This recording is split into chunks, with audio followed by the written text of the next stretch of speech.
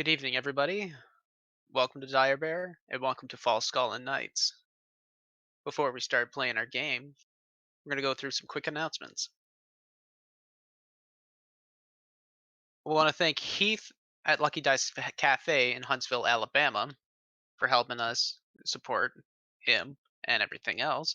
We also like to thank D&D Beyond for setting us up with all of our character sheets and a wonderful place to have everything consolidated into one spot. If you're interested in watching any other Dire Bear games, we do have a game pretty much running every day of the week. On Sundays, we have Varenheim with Trail as the DM. Monday, it's Heath's usual showcase. It's the Troubleshooters. And super excited that they just got back, and now that everything is going to start coming back together, it's going to be an amazing time. Heath is an amazing DM, and the fact that he's brought everybody here together is just absolutely beautiful. Tuesdays is World at War with Jason as the DM. Wednesdays is with yours truly. Thursdays is A Knight's Ransom with Maddie, the DM who has been teaching me my rounds. Friday isn't a Dire Bear game, but a couple of our players are playing with Breck. The name of his game is Domain of the Old Gods. It is a mature themed game, and it is a horror game. So it's going to be a lot of descriptions of gore and a lot of really freaky stuff. So if that's your game, go right for it. But viewers be warned, it is a mature themed game.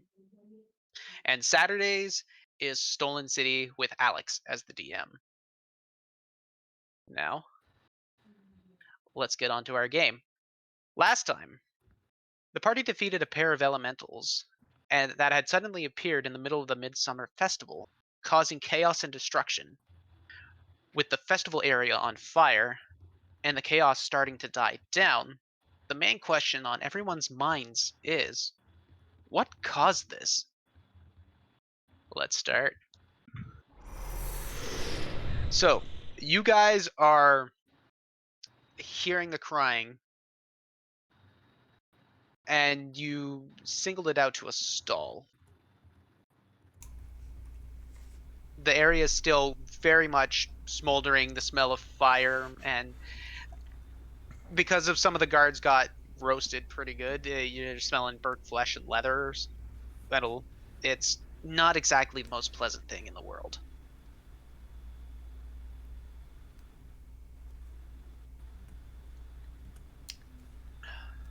Howard is following the crying, trying to locate the source. Okay. So you're up in front of a stall, and it's pretty much kind of like not concaved in, but it's fairly burnt, nothing too serious in damage, and it's just a giant disheveled mess. And it's not like your standard booth where you have like one table. It's very much like a setup shop where you could walk in. Make my way in, move any rubble in the path. I also follow the sound of the crying. Can I roll for investigation? Yes, you can. Actually, Howard, can you as well? I can just help her with it. Yeah. Okay. So then, Bryony, roll your investigation with advantage. Yes. I got an 8, and my advantage is 3. Ooh, Yeah. so an 8. So I got 11 total. 11 total. Okay, easy enough. It's a fairly small stall. You walk in, and you're hearing this crying more and more prolific, and you notice that there's a bunch of boxes and cloth covered over. You're pretty sure it's coming from there.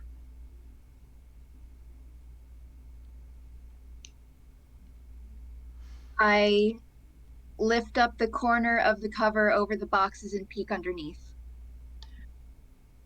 As you do, you notice two giant pair of green eyes just looking at you, shudder back, and cower. It's a little girl.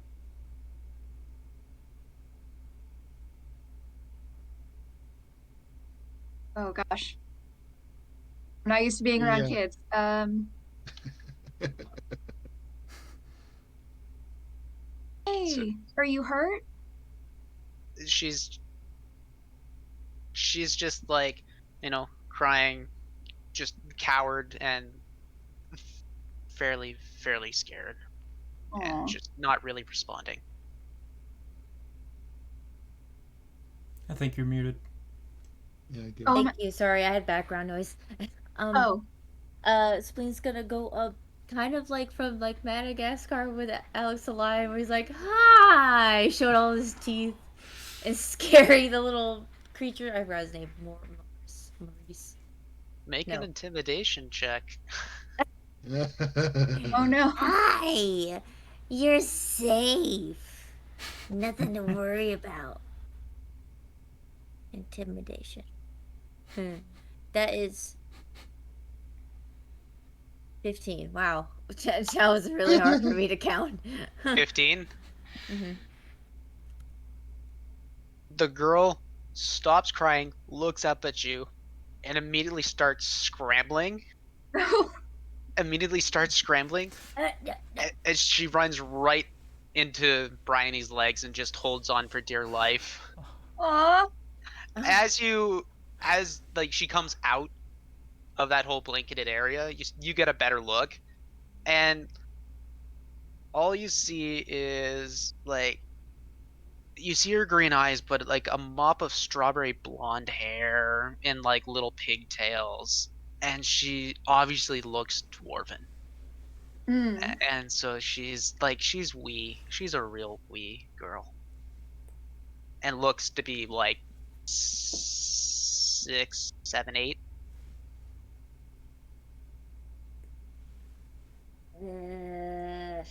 So she's just crying into your legs right now, holding on for dear life. Hey.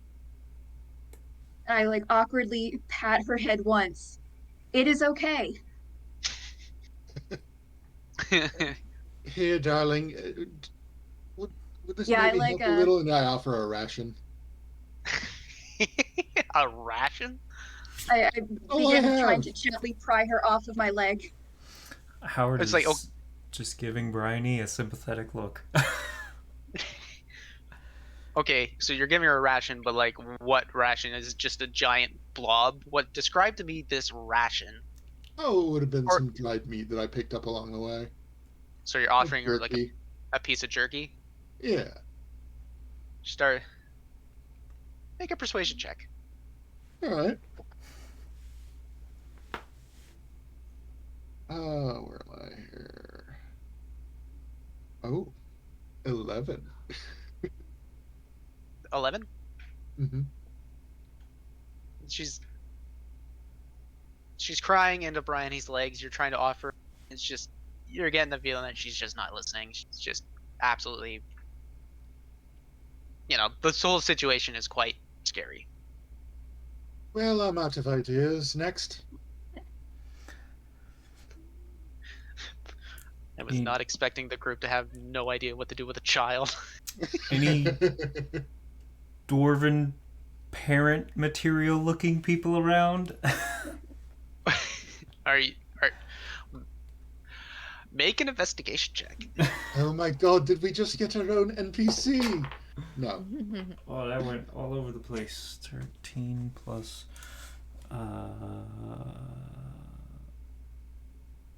4, 17. 17? You're looking around and you're not seeing bodies of anything or any signs of like what you might think look like dwarven piles of ash or things or something different. There's nothing immediately jumping out at you at this. Maybe she knows where her parents are? You can get her to calm down. You can certainly ask her. I pat her head once more, and I slowly shuffle around in a circle in place so she is on the opposite side of my legs from Spleen. What? I'm not even doing anything. I just said hi. I'm not gonna hurt her. The last time I ate a child was like, Spleen, don't finish that sentence. And I cover the child's ears.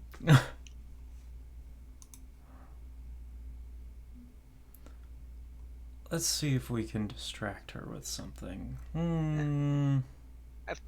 You start.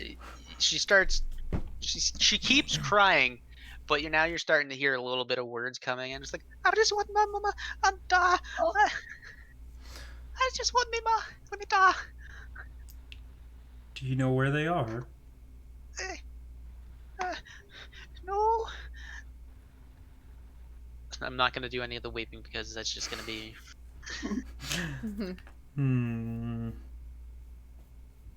Do you know where you live?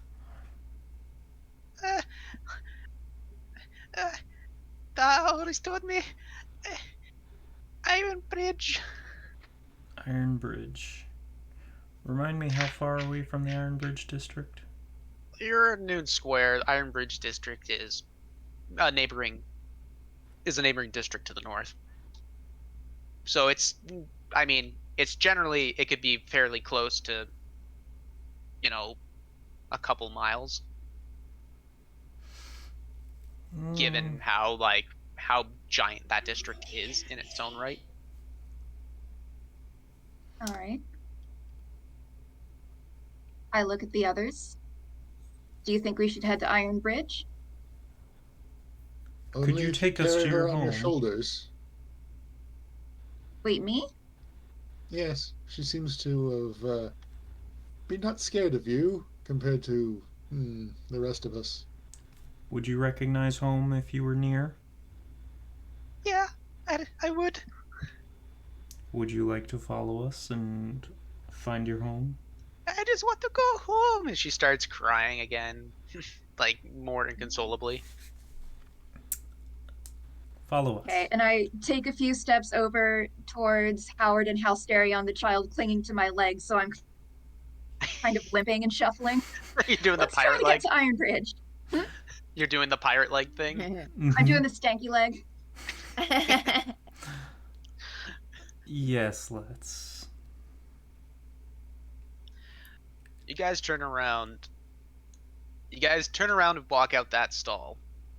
And as you do, you start hearing the shuffling of heavy armor plating and light armor plating and whatnot coming in. And you notice a bunch of guards starting to just come in. The damage control is finally starting to come in. But you notice one right off the bat, and he stands taller, not so much as physically, but he holds himself in like an absolute leadership position. And he looks over to the dead guards, he looks up at you guys, and he points and says, "All right, you guys, come here. Yeah. We need to talk." Stroll over. All right. As you do, he's wearing like this absolutely, it's almost showman-like gilded armor, layers of plate on itself. It looks extremely heavy, but the way he's moving in it is just absolutely like graceful. And he's wearing his helmet, opens it up, takes it off, and you notice just absolute pale skin with a giant black mustache with the curls right up and in. All right. He looks over. Right. I'm the guard commander. Here, my name is Berwick Halfstone. So, Tell me what happened here. What happened to my men? Is there a whole stone? I'm the one asking the questions here, little missy. Fair enough. Now, what happened? As you do, you see his consort of guards come around, and it's about a dozen of them. And he asks a question, he turns around and says, "But what am I paying there for? Start cleaning this stuff up, start finding people. Go." Not entirely certain. Have an inkling what it's related to, but there were several fire elementals that. Well, there's one very large one over there that. Not sure where it came from. Our backs were turned when it appeared, but it spawned several others, and hence all the flames. Well, I put out this area, but all the flames. We did what we could, but some of the guards were incinerated regardless. So, you're telling me you dealt with this? You dealt with the situation? For the moment, More or Right. less. you should talk to the guild, the Adventurers Guild, and the mages we met were from the academy, or did we not remember? No, they're from from- the academy. They're from the Oh, academy. that's right. They had the garbs. They had the garbs and they presented themselves as such. The Adventurers Guild and the Academy know a small bit about some occurrences with fire elementals being summoned recently. We were just investigating. We just got back a few days ago. Not entirely certain if this is related, but chances are probably high. So you're telling me you've dealt with fire elementals before? Yeah. Just up Several times. in the forest, Couple times. a bit away. Well, You could say that we're pros at firefighting. Fire. Right. wait, you were a group that was sent up to go deal with all that fire stuff north of the town, wasn't it? Yes. Yes, that's correct. We're Yeah. famous. And so you dealt with it up there, yet it came down here. Well, we destroyed any summoning circles we found up there, but it's Aye. what we were told by the academy is this is not occurring in one location. They've encountered instances of this in several locations in this region, and they're trying to find what is the cause, and take down whoever's behind this. Prophecy goop gob. Yeah, something about a prophecy and a group. Let me check what the name was. Nope, Lai not that one. Shiraz. Yes. Lai Or, sorry, yeah, Shiraz, Shiraz. also known as Inferno's Wrath. That they have suspicion that's who's behind it, but they're not certain yet. So you're telling me I'm gonna have to deal with the mages and the academy and the guild? To get more information, unfortunately. Fuck. I know. Christ. Right. Well, as soon as he says well, he looks over to Bryony and realizes there was a little girl here? You brought a girl? No, Into we the just fight? found her. Yeah, just wait, We're where? not the only ones cleaning up around here. As soon as you say that, shoo, he gives the old man point to you. You don't talk to me like that, boy. And how would I be instructed to talk? Preferably not. Your loss. I'll make Good. sure to exclude any useful information in the future. Goodbye. Oh! We're not sure where her parents are. We only gotten from her so far that she lives in the Iron District. Aye, she looks dwarven. Which, I mean, That's generally where they are. That's why you're the commander, after all. Exactly. I pick up the small child and kind of carry her in my arms just in case we need to make a very fast break for it if someone decides to get sassier. Right, well, I'm gonna be dealing with this. Actually, you know what? Boys! He turns around, all the boys, the guards, immediately turned attention. Find everybody, clear this up, get an inventory of what's going on. We're gonna go have a talk with the mayor. Would you call him Milkshake? Because all the boys come to the come to the guard. We can nickname him that. My milkshake brings all Brings the all the boys to the guard. Yeah. This is super serious. Leave it at. You're with this group, JT. I know. Hal has received a boon. Oh, what do we get? Hal got a boon. Oh, Hal got a boon. For Halsterion for being my sassy. sass. Oh, that's sass. Thank you. Al says, fuck the police.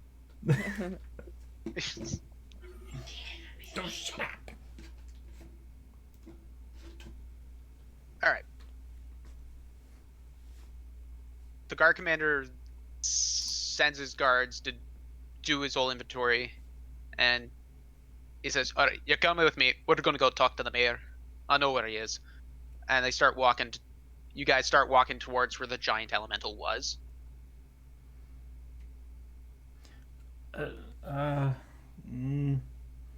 Can someone help her find her Child? parents? You guys are following along at this point. Oh, he's asking that of the soldiers. Don't tell my soldiers what. Don't tell my guards what to do. They're following my Ask orders, it. not yours. I- Come with me. Alright. Dick. Oh, who said that? What? Who said that? Make a performance check. Oh no! Natural 20 plus nothing. Thank fuck. Half face. Oh. So, I actually didn't hear what you said because you kind of cut out on me. I yelled dick. Dick. And then who said that? And then, who said that? He keeps on Wow, walking. that's so rude. Wow. He doesn't really react to it. He just keeps on walking. As you guys are walking through the other areas, they're not as hard hit, but you know, you could see the paths where the elementals had started running right through. As you do, you get to the main stage area, and it's just like a giant open ground where people could be like walk right through or sit and watch. It's a giant open area.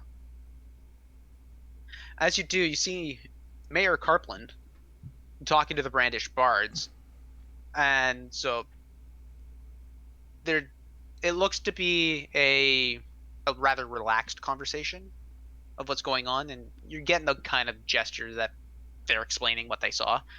You notice that the bards are quite crisped, burnt up, but you know, they still look well for wear.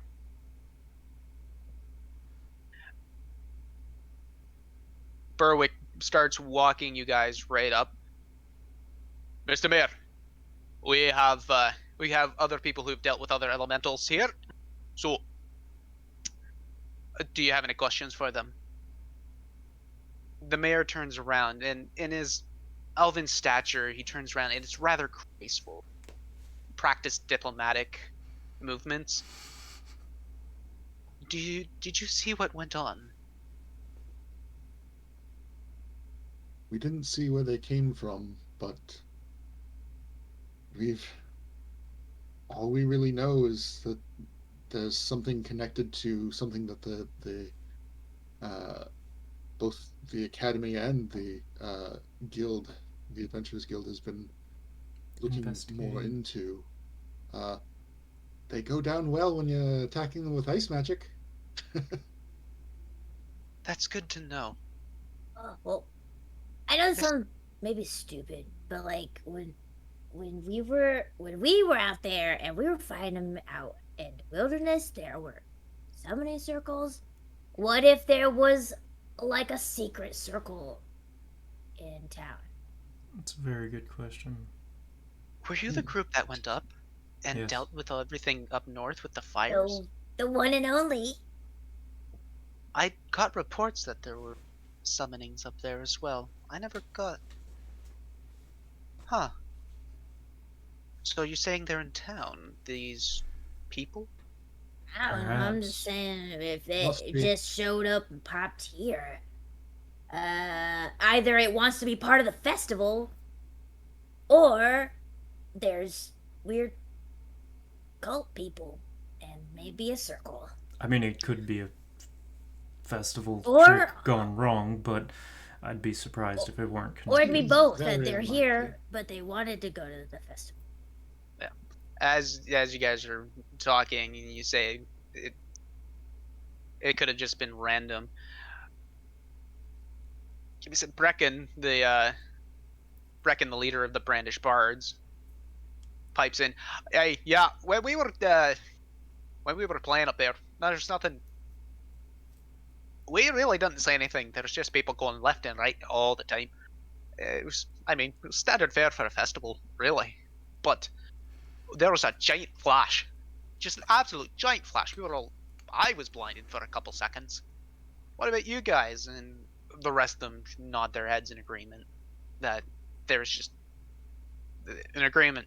Yeah, right. So there was that, and then we noticed this big giant thing, and of course, that's when that happens, we jump right into it. So that's what we did. Suppose. Did you see where the flash was coming from? I mean, best recollection. Oh, give me a second. I gotta think about this one. I got hit in the noggin pretty good, and then Shasan, the human woman, comes up. It was pretty much right in the middle of the. What is the word?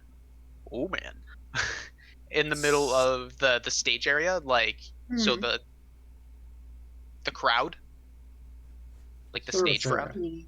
The stage ground is what it is. I'm don't know. forgetting the name of.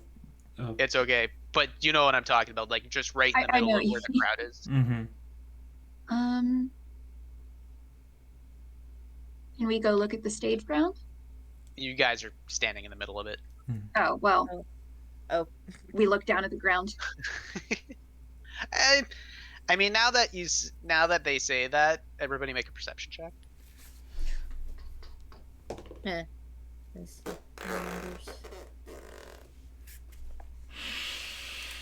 17. 6. I have a 15 Nine. total. 50. So Howard, you got a 6. Everybody else, you start looking around and you immediately see it. Howard, you're having a hard time recognizing it. And then everybody starts pointing that you're standing right in the middle of the summoning spot. Oh, I don't like that. I'm gonna move.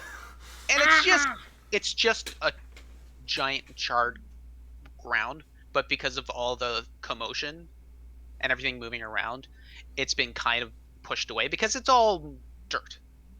It's well worn and packed dirt, but it's also still lightly sifted on top. He's gonna run up to Hal and point at him and be like, "Called it! I called it! Me! I'm smart!" I may have to give you this one. Give up one of your rations. As you guys are doing your ration handoffs or your semi side bet, Mayor Carplin turns up. So there was a flash. So as they were saying, there was a flash of light, and then this giant, well, elemental had come up and split off into a couple. I only hope this was the only spot. I'm gonna look around and see if I see smoke rising anywhere.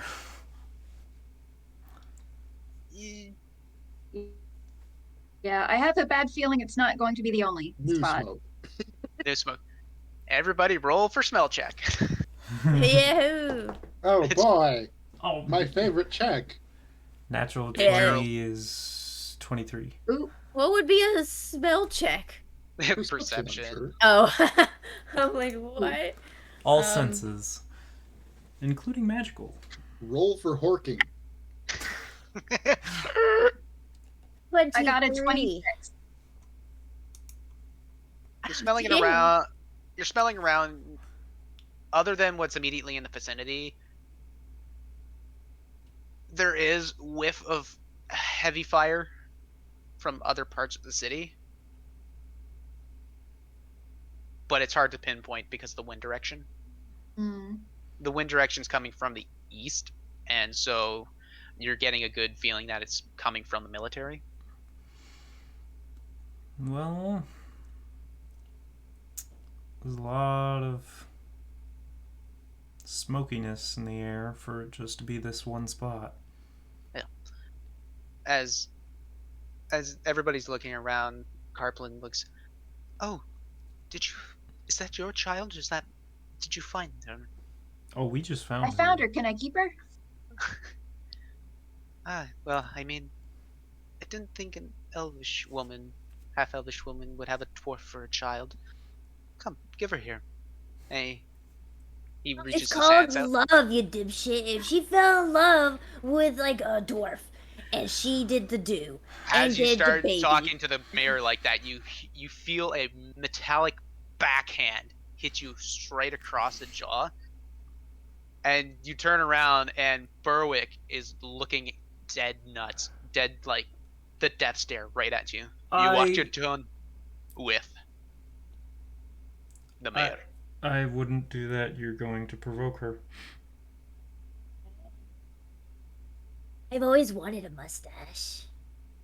Can I have yours?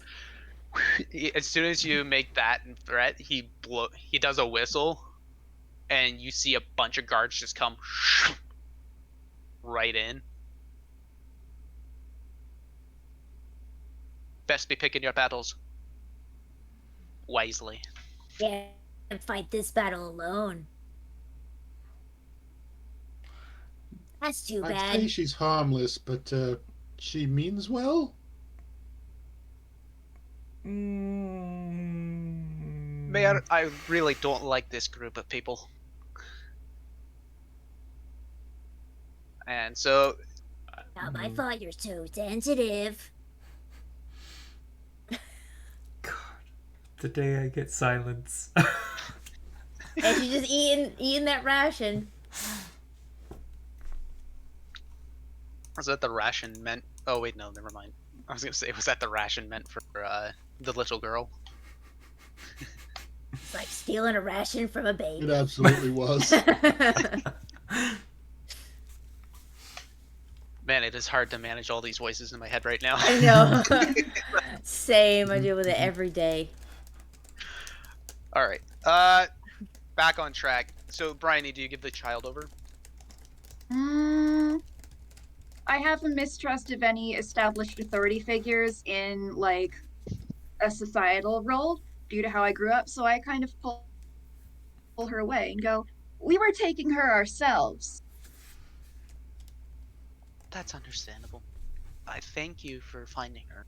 Hopefully, we'll find her parents soon. Mm-hmm. Actually, Bryony, make a perception check with advantage.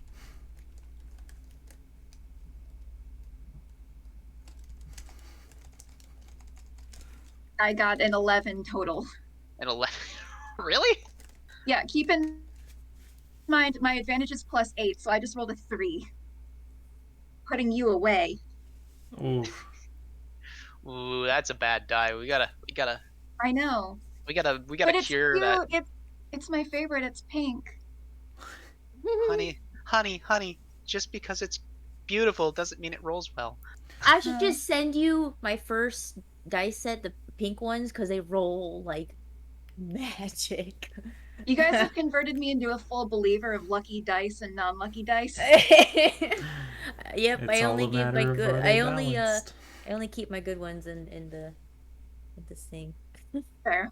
I only have 2 sets, so far. So far. All right. So with that perception check, you hear the little girl. I think I hear them.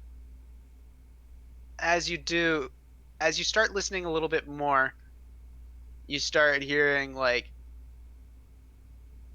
just this scruff, Torike! Torike! What's your And- name?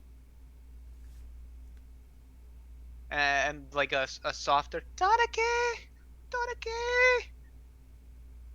And so you start feeling the dwarvish girl just like trying to push off, like, that's them, it's Ma, it's Pa.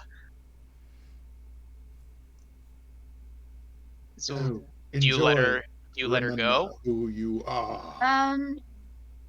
I still hold her and start going towards the direction of the voices. Okay. so Your name sounds like Tourniquet. Clean. What? It just sounds. It's a cool name. No, it's whatever. you're walking closer toward the voices, and she's now just like, turned around and like pointing in the direction, and you're obviously seeing it, but you see a taller dwarven male with a long brown braided beard. And as you get closer, and he smells of a forge. And you see a stout dwarvish woman, but like she holds herself like super strongly with like pinned up dirty blonde hair that's been heavily disheveled. You kind of get the fact that everybody kind of made a break for it and whatnot. It's been a day. As you're walking right up, they both look and realize that you have their child, so they're running like full tilt towards. And so they run right up. Put her down and let her go towards her parents, or And who seem to be. And she does, and she runs right towards them. It's like giant family hug. The mother picks up the child. It's one of those sweet moments, and the father comes and full on bear hugs both of them at the same time. The mother is crying, and the father's just like, "Oh, shh, don't worry about it, little child. Don't worry. We got you. I got you." He looks up. "Oi, where did you find her?" Over there in some stalls. "Aye. When the commotion started up, we feared for our lives. She was with all the other children." Understandable. Every other one of the parents got their childs back except for us, so I just want to say thank you. Just please, where are my manners? My name is Brenor. And he sticks his hands right out. Howard. Tiny. Right. Howard. Bryony. Thank you so much.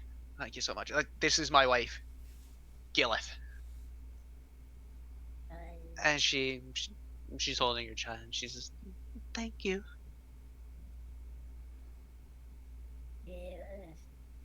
Happy to help. All right.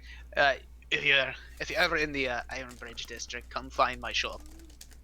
We'll give you good prices for something. We'll make a deal. What's your shop? I own a forge out in the Iron Bridge district. It's one of the bigger ones there. It's out right on by the square. Won't be hard to find. We'll Okay. keep that in mind. Thank you. I'll find you. Bye, Tourniquet. Bye. Did great. Dorky. Her, her name is Dorothy. Donike. Done. Ah. Sorry. Bye, kid. Uh, as they start walking away, Donike pulls off, runs to Bryony, and gives her a hug around the legs again. Aw. Oh, I that's so pat her cute. one last time on the head. One last time. She looks up and you just see those giant emerald eyes. You're really pretty. And turns Aw. around, walks, and runs back. The kid's got good vision then. Do I still have my eyebrows drawn on with soot? Yep. Yeah. I just remembered that. I'm like, oh. You've been looking really surprised. Hey, maybe that did it.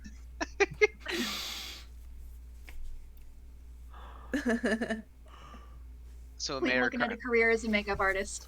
the mayor comes back. You know, that was really well done. Really well handled.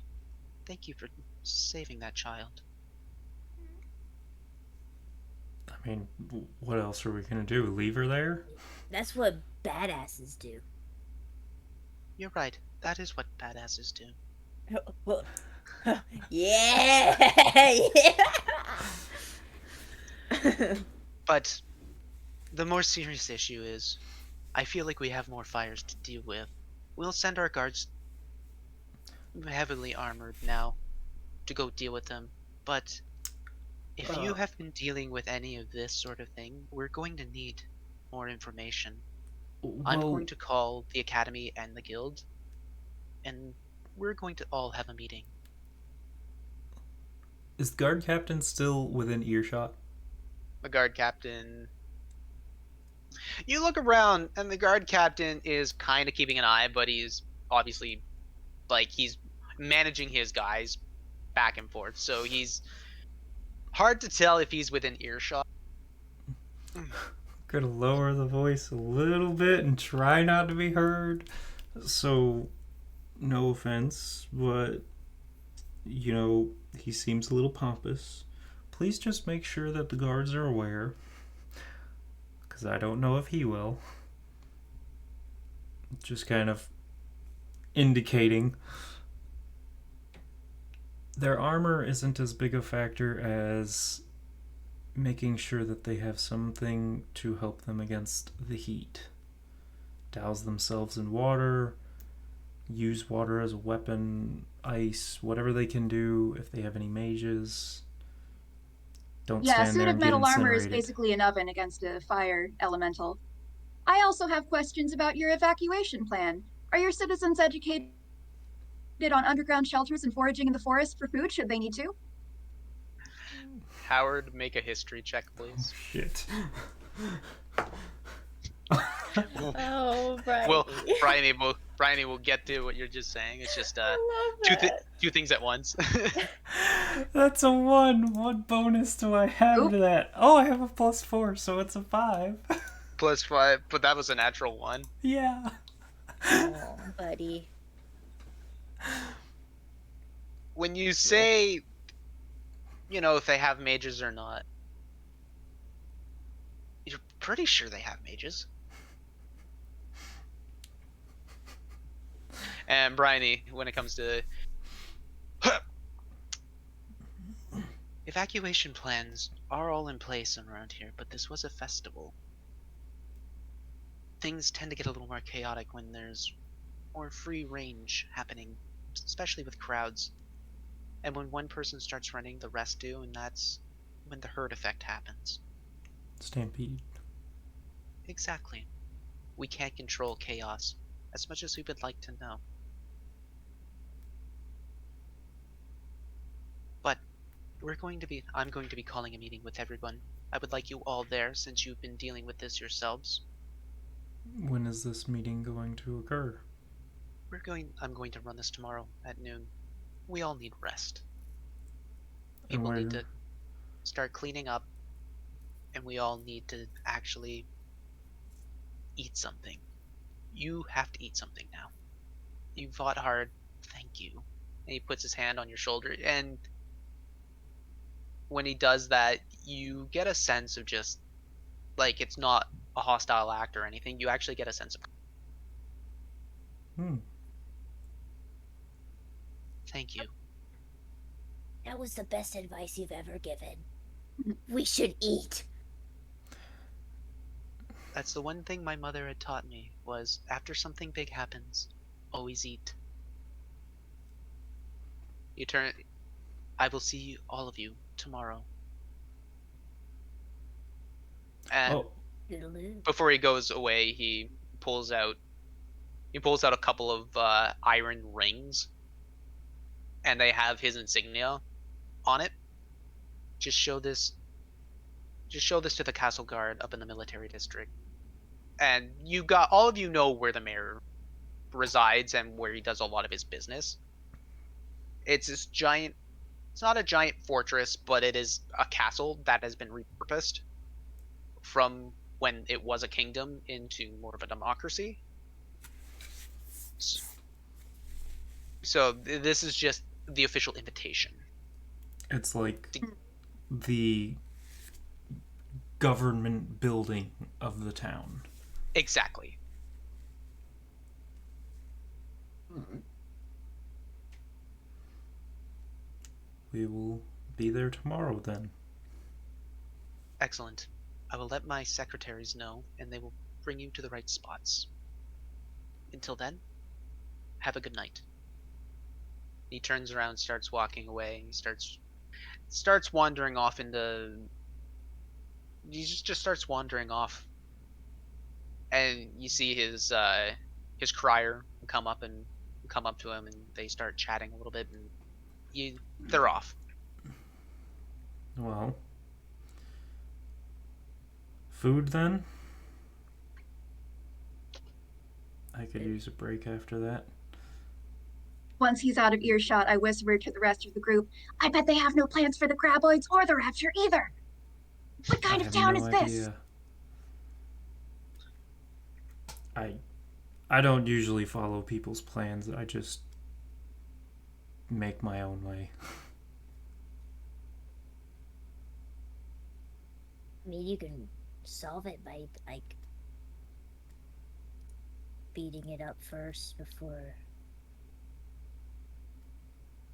So many good plans out there. They're all recorded in the great libraries and the academy and such. They have recommendations. They have city planning. Yeah. I agree with you, Al, for once. And and Bridie's got a good point. There was nothing, like, you would think that there's some sort of maneuver to get, I don't know, like shelters or something. Panic, if there was actual procedures and, that's a big word, and like plan for the people, it wouldn't be that bad. As we look around for a place to find food, I take the chance and launch into at least a 45-minute explanation of exactly what to do should you encounter an apocalypse worm. I am just remaining silent the whole time. I am taking notes the whole time. Splain is picking her nose the whole time. For way too long. Way too I'm long. not Start even to noticing wonder. if they're not listening. I'm just like ranting on as I walk. Oh, I'm catching pieces, but not responding. You know, sorry.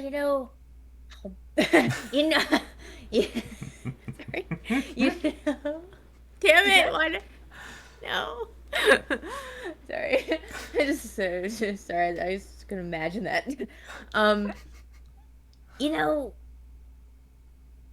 The timing is kind of convenient.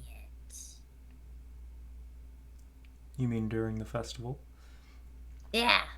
And it's like midsummer, isn't it like the hottest point of Yes.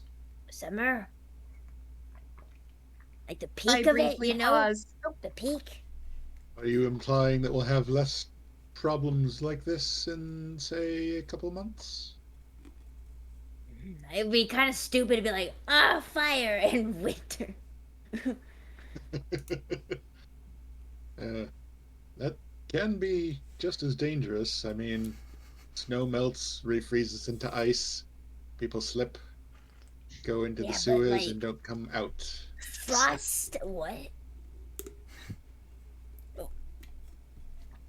Frost. That was Go ahead. that was just enough to snap me out of my reverie and consider that. But ice and stuff like you two and all that. Like you guys have the magic. The frost stuff really hurt them, so they wouldn't do that shit in freaking winter. Unless they're doing something high scale enough to make winter into summer. My main concern is that whoever summoned them knew that there would be a large crowd of people and did it intentionally right in the middle of the stage area. And I have waited. no doubt that was the intention. I hadn't waited until there were fireworks. It's the mayor. Wait, what? You lost me, Spleen. The fireworks. I mean, if the summoning requires a noise, the fireworks would be the best place Or a to distraction. do it. We were indeed distracted. Or a way to cover up verbal components of the ritual.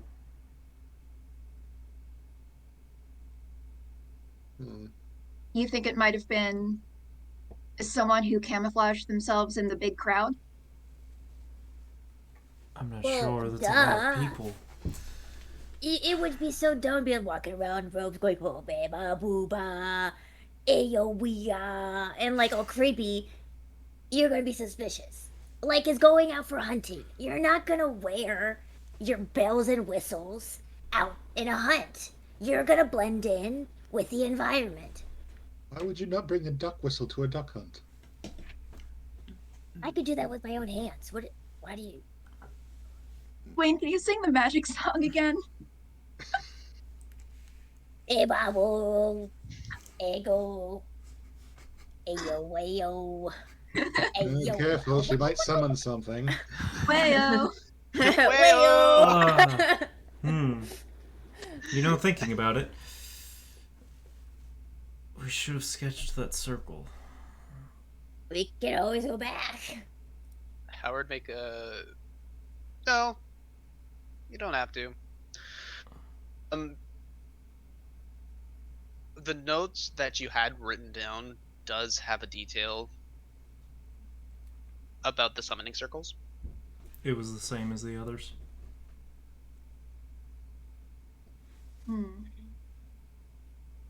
I mean, from the notes, it requires just one summoning circle. Okay. Well, at least it wasn't a teleportation circle and they were being summoned elsewhere, right? Right? I hope not. Yeah, but the thing is, We are... every time an elemental has been summoned, you've made this connection that it's always been because of a circle. And near a ley line, I believe. And near a ley line.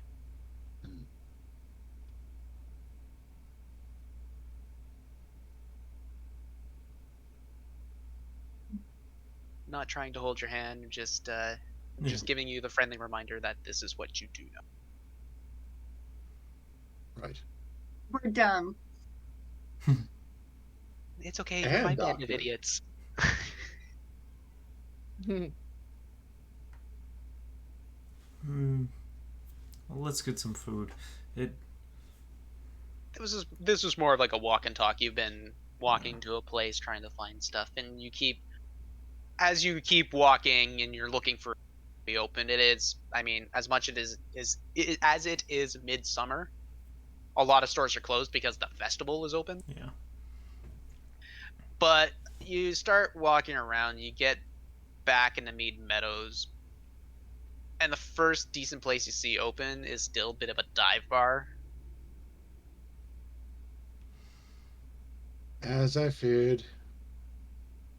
Do we want this? Don't drink anything but the mead. Or do we want to just get some food back at the guild? Oh, yes, I'm sure those rocks will be very tasty. Perhaps more so than anything here.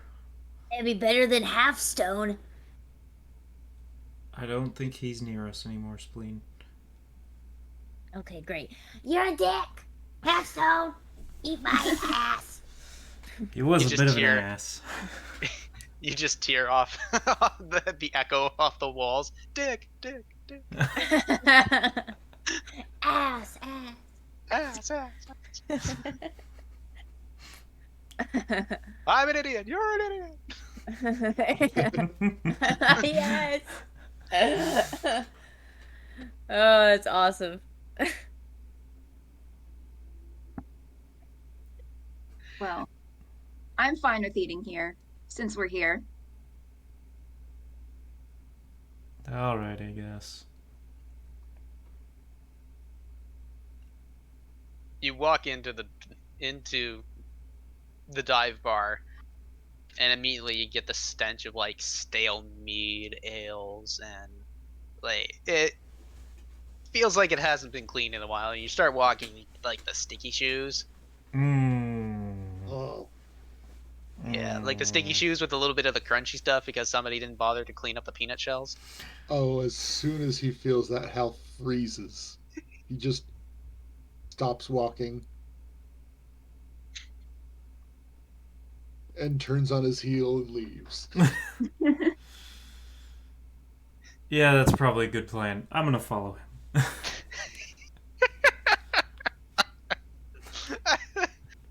That is not his game. No, sir? No, sir. I mean, you are kind of close to that speakeasy.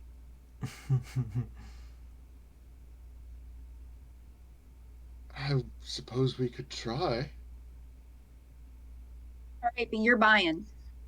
Oh, I mean, you know that some I mean- brothels will serve food, a dinner and a show.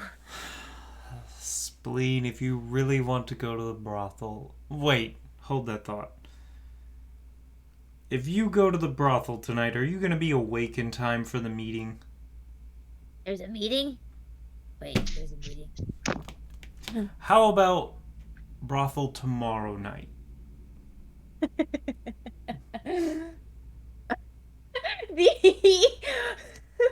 I felt that hit my own forehead when y'all did that.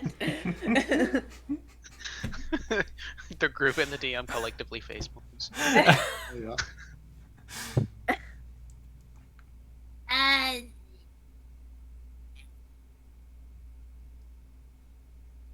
Brady, you've ever been in one of those?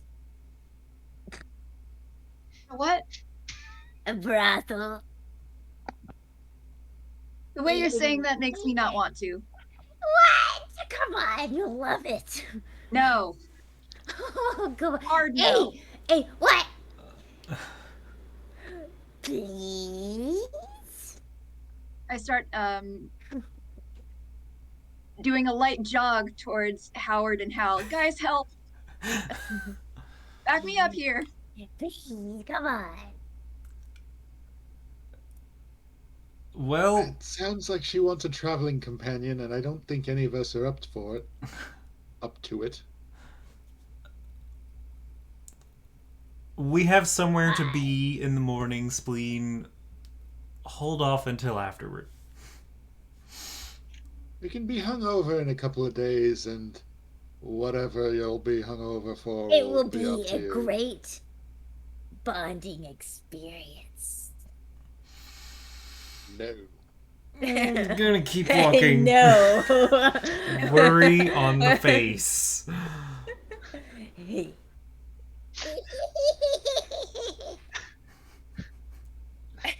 Group bondage time brings everybody together. Oh, yeah.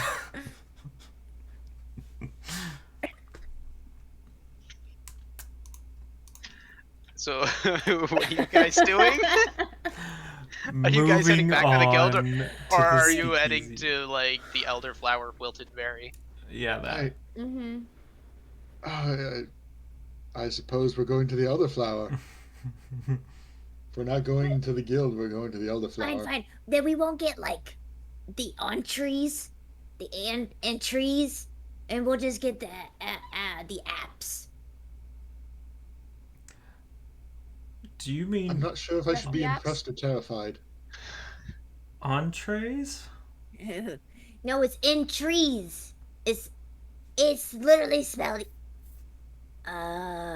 Spleen, roll a 1d4 for me. A 3. You take 3 points of psychic damage for using big words. Didn't she use like a 3-syllable word with our I conversation with the mayor earlier? Every now and then. Procedure. Procedure, yeah. She even And called she's it like, that wow, was that's a big word. That's a big word. No. This is a big word pertaining to food. This is where it Yeah. hurts because it's all food to her. Yeah, the entries. They're like entrails, but before that. Spleen, I would tell you the difference between melee and melee, but I think it would be lost on you. It's melee. No, it's... You know what? Yes, it is. Pick your battles. Yes. Right. After you, Spleen. She was like, "Hey, what up, bitches? Back." In his brain, he's just smashing his head against the wall of the door. After about 10 minutes of walking in this conversation, all of you are ready for food, whether you like it or not. Yeah. Rounding the corner, finding the literal hole in the wall, knocking on the side, the same elvish woman comes right out. So you're back. Well, come on in. It's been a day. Reservation We this time? decided. Reservation this time, or you got yourself just a free showboating coming in on off the street there like that? For now, we're just going to be following our stomach's moods. Excellent. I like the sounds of that. Come follow me. As you turn around, she turns around, walks to the door. You guys follow suit, and you walk right in. The setting has changed a little bit, actually. The bar's in another spot, and their booths are kind of more set out randomly. That's different. Do you like it? I rearranged it myself. Quite Do you pleasing. rearrange this often? I usually like to do it once a week. Keeps things fresh. Customers don't mind it either. I'm operating mostly on memory in restaurants and I bash into a table. Oh, oh, honey, are you okay? I'm good. Oh, sweetie, come here. Let's just find you a spot. She grabs your hand, like lightly grabs your hand, That's funny. and leads you. I feel like you guys really want the bar tonight, and just Probably sounds like a good idea. Yes. she it leads you sounds to the quite bar, good. and it's this nice. It's this nice dark oak bar that goes all the way across the backside. A couple entry and exit points for the bartender, waitresses, and whatnot. You see just a wall full of different liqueurs, whiskeys, meads, like any sort of alcohol that can be made from a potato or like any sort of vegetable or fruit. You have a good feeling it's there. And she pops right up. So, what am I gonna get you? Food. Food? Alright. Well, do you want the chef special or are you gonna start thinking out your brain muscles? Surprise me. Ooh. I will also take the chef special and a grapefruit rosewater seltzer. I like the way you think. I never had any of that before. I think I'm gonna have one too. She snaps her finger. All the liqueurs that you think would go for that just immediately and start making a drink right in front of you. Oh, I have to talk to you about the magical things that you've done with this place. He is just all kinds of excitement on the face. There's too much Darling, magic there's in this place to not be excited. yeah. As the drink is being made, she leans over, like gently puts her hand like on your wrist because I know you're kind of like doing this. Darling, there's a lot of things you don't know about me. Mm. All right, chef special. Give me a second. She just heads right into the back. Oh, heads in the back. 2 seconds later, pops her head out. I forgot. What else you drinking? I'll have something that's been in an oak cask for more than half its life. Ooh, I got a nice whiskey for you. Little one, what about you? Is it possible that you can make a Bloody Mary with real blood? It could be pig's blood, huh? Yeah. Give me a second there, sweetheart. And for you, darling. And looks over at Howard. Water. I often have to look after the rest of them. White li- wine spritzer. Spritzer. I like a man with responsibilities. Snaps her finger.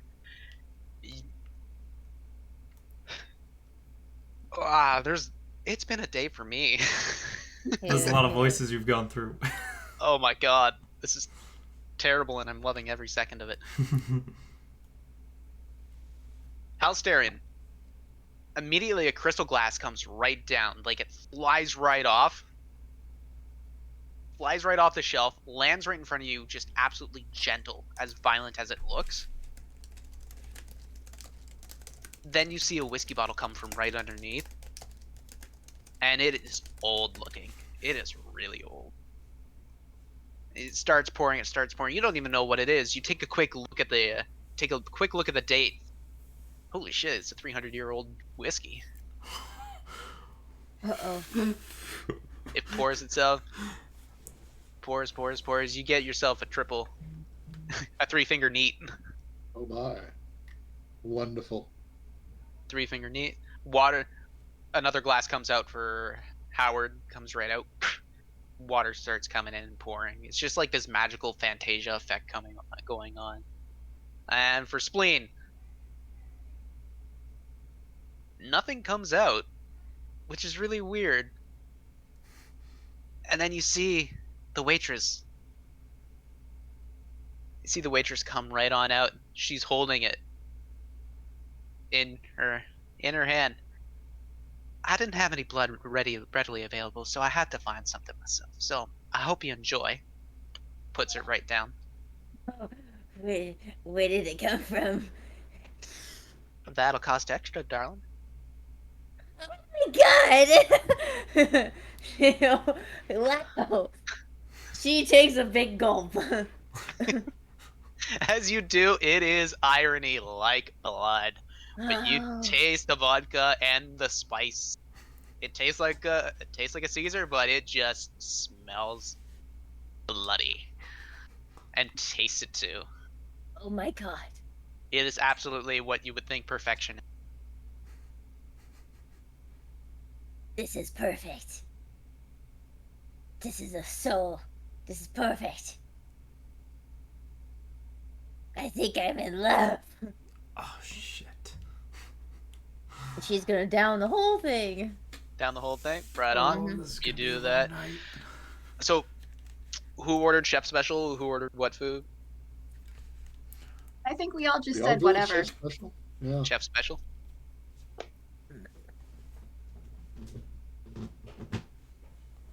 Pardon me. It takes about 15 minutes, but instead of there being the runic spots right in front of you that normally naturally glow, no matter where you sit, she actually comes out with the food herself. Now, my idea of chef special is what I think you might like.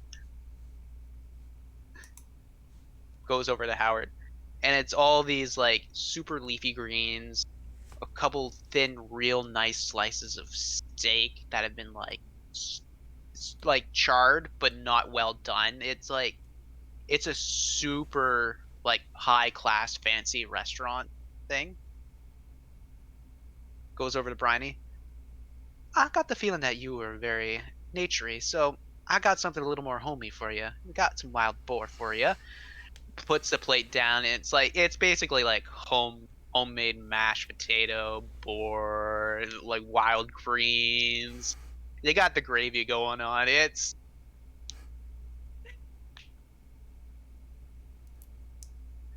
what you giggling about over there? Sorry. What Steve put? Where? Hal gets a textbook and some Twitch milk chat. for dipping. Alright, I'm gonna keep on going. God, but both of those sound so freaking good. Minus the textbook. I'm not talking about the textbook. I'm talking about Bryony's and Howard's. It sounds. She goes up to Howard. I know you probably eaten anything and everything fancy, so I figured I would do something rather simplistic for you. She pulls out this giant tomato soup and just a grilled cheese on the side. I actually am curious to see what you would think of this. Yummy. Watching intently. And then she Well, turns I got over. Sorry, you do your thing. I'll do my thing afterwards. Oh no, we'll dig in once you're done. I'm sorry. Yeah.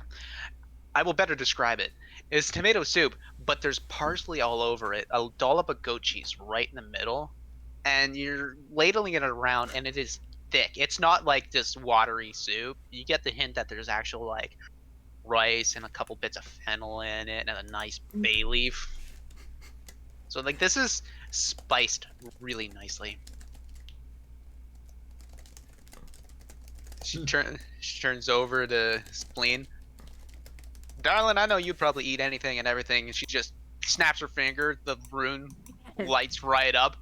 It's quite literally a half a cow. Which half? Heads or tails?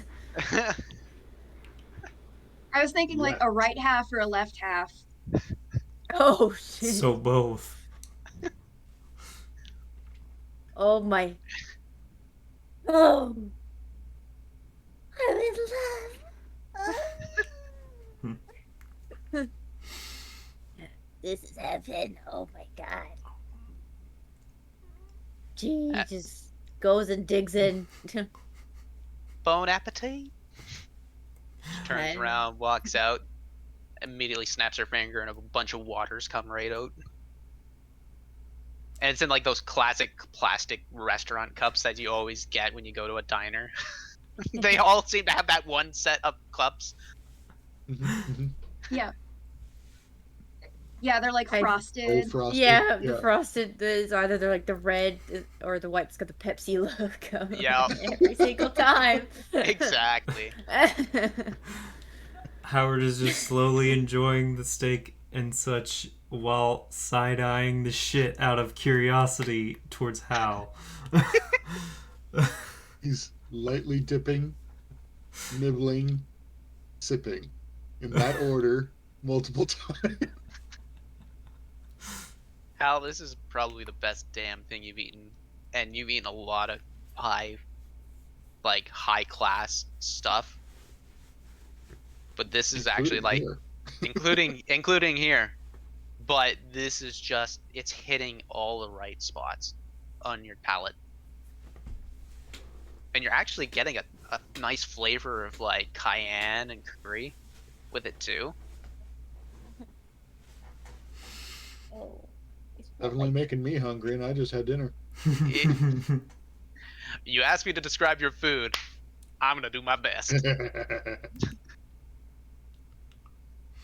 You did a great job. I am pretty focused on my food, and I tuck in, and am pretty much immune to any sound going on around me for a few minutes, just because there's food in front of me. Yep. And with that, I'll be right back. Excellent. So you guys are digging in and enjoying your food. The atmosphere, it's like you're alone. You're quite alone here. You would think it's because of the festival, and usually is, but it's it's just really nice. You guys, and the waitress comes back out, and she's making small talk with all y'all as you're as you're enjoying your food. She's obviously bored a little bit because having a place open, but whatever. Good times, good companies. Howard is getting any and all information she's willing to give on the magical enchantments all over this place. It's a, how how powerful of a spell can you cast, darling? On a scale of 1 to 9. Don't you say it. Let's see what I have prepared at the moment, actually.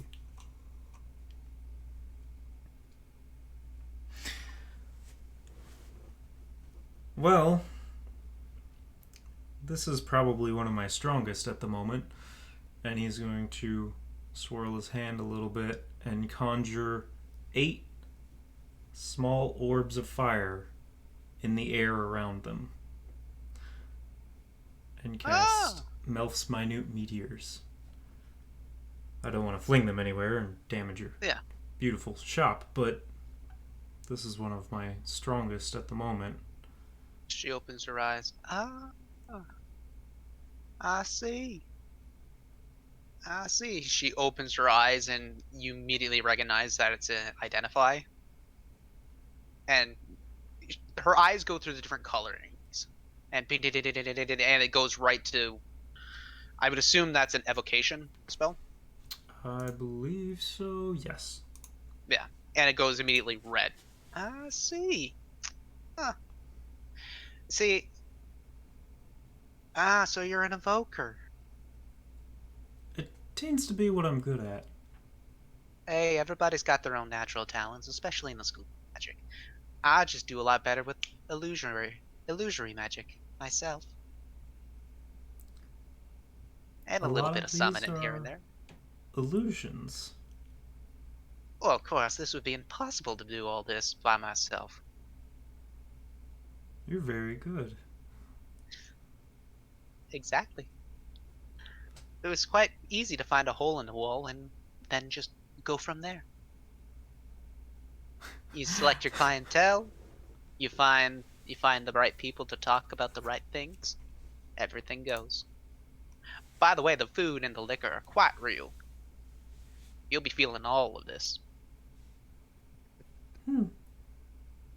He is looking around with newfound astonishment and even more curiosity, because now he's trying to figure out what's real and what's an illusion. I'm kind of surprised you haven't figured this out a little earlier, dear.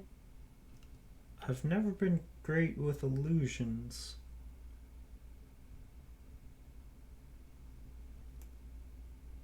I look up from my food and say, "Did you say summoning magic?"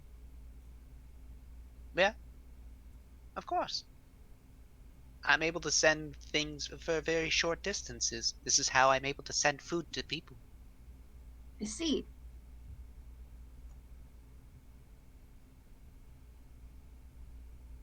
I do like a good conjuring.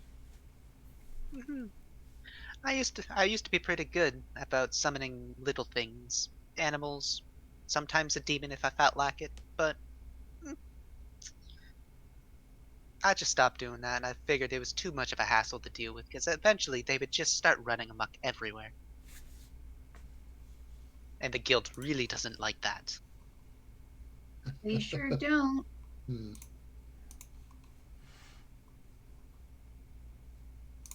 All y'all are guild folk? Oh, I'm honored to have you in my presence. We are. For better or worse. The grunts. Zach. Part of the guild.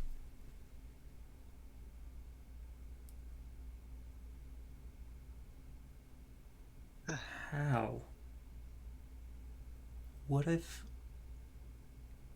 those circles were drawn with mage hands and telekinesis? The summoners could be quite far. They'd be able to cover it with an illusion that makes it look normal until it's being used? They could. What if there are more circles already existing and they're covered? Well, Who I knows guess how we'll long have those to, things could have been there?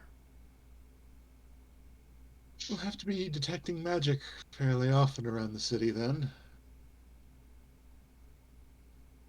We'll have Keep to them bring that spell up at slots the open. meeting.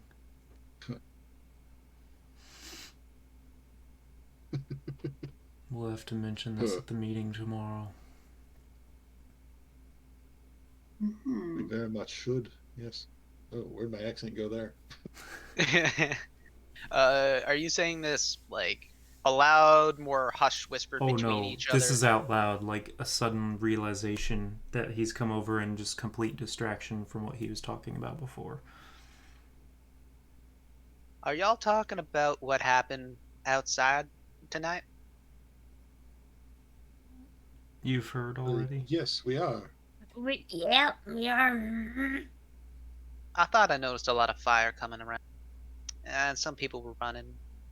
I stuck my head out and asked, but a lot of people seemed to be very confused. So, you were there? Yes. Hmm. Have you been in this restaurant all night? I generally like to stay in my illusions, because if I leave, they tend to disappear. Mm-hmm.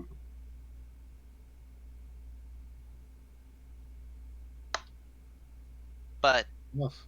you're talking about summoning circles? There's been some Yes, we. problems with fire elementals being summoned, apparently, in this region. Fire elementals being summoned in the region. Oh, were you the group that dealt with all that smoke up north? Yes. The smoke was more than one fire elemental, I'm afraid. Ah, see. Mayor Carplin likes to come in here every once in a while. He likes to talk. So, I figured there'd be something more like that out there. So, tell me, how'd they do it? And she's just looking dead intent. All sense of professionals is gone. It's quite literally like this is academic intent now. Well, I mean, it's no secret. Anyone can go and look at the circle until they get rid of them. Do you have a pen? Snaps her finger, and just a bunch of pens start flying.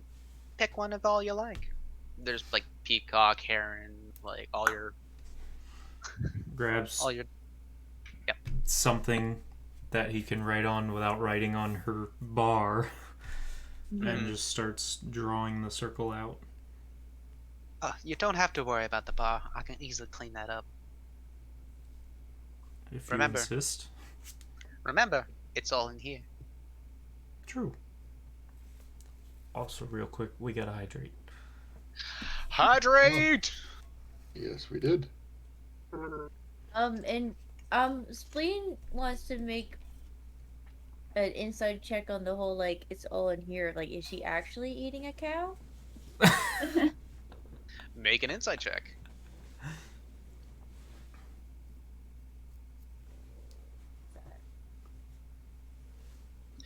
With an intelligence check.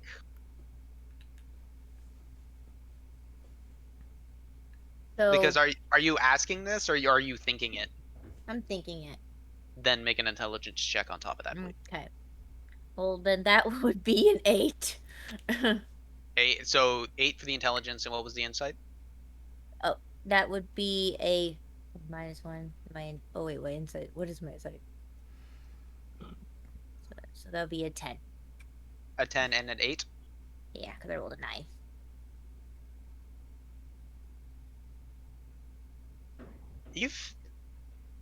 This tastes like a bloody cow.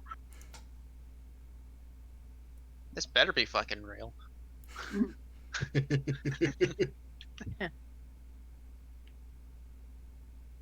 Anyway, so you got Howard's doing the circle down, drawing from memory. Do you have the notes on you, like on person?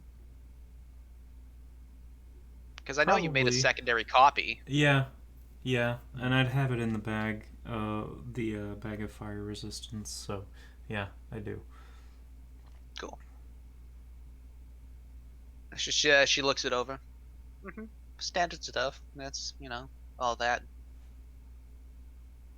Just it takes her about not 5 minutes, but it takes her a little while to just process everything, and like that someone of that caliber of magic can go through an infinite amount of possibilities of how things can be done up.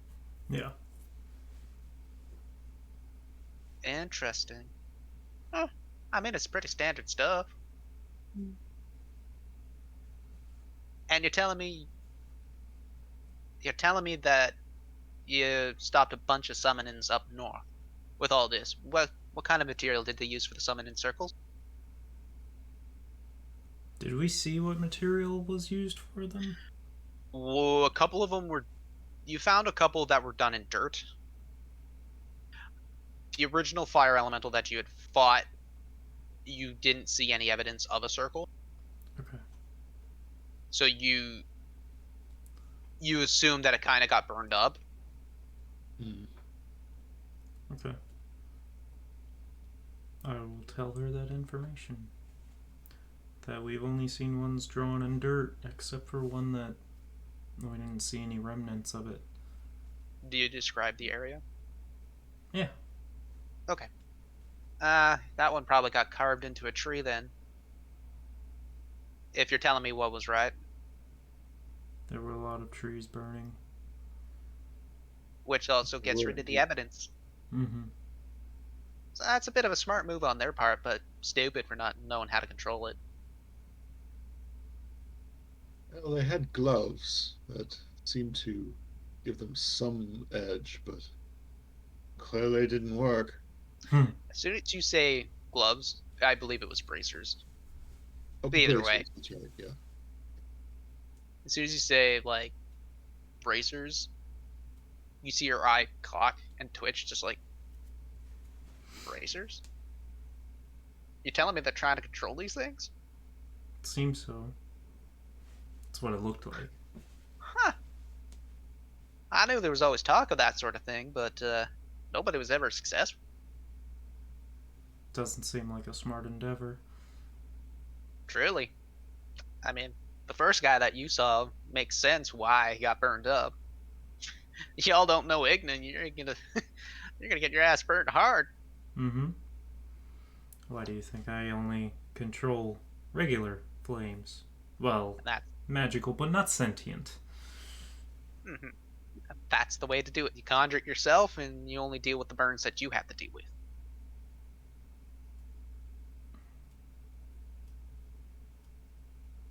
Either way.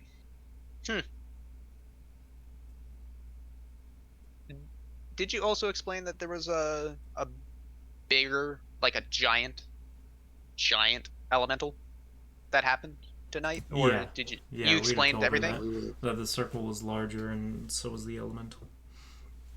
Alright, so normally,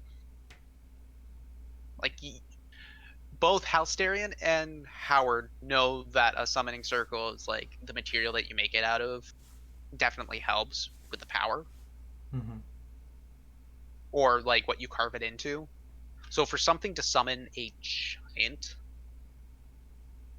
giant elemental like it did, means that it's something like of very heavy like density, and may not so much as be as a quality thing, but like super dense and like a large circle, because that takes more time to prep and do everything like that. And the waitress, she explains exactly everything like that. Again, it's So just it it's was basically a reiteration of a class. essentially it was probably carved into something like stone or metal or brick, something that is heavier. Mhm. So did y'all check the grounds in around the festival? It was kind of hard to do. There were a Briefly. lot of guards, Yes. Yeah, trying not to control the after besides the effects. yeah. There's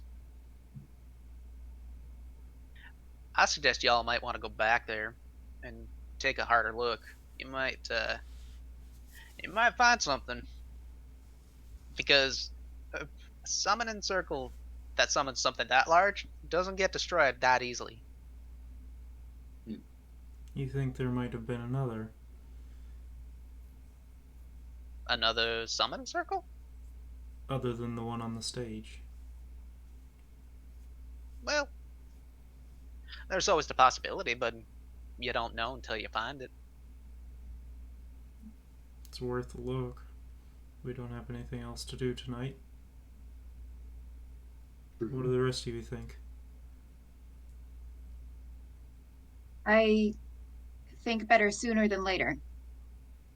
Agreed. Okay. Is Spleen just like food comaing? Yeah, she's laid out on the ground, like starfished.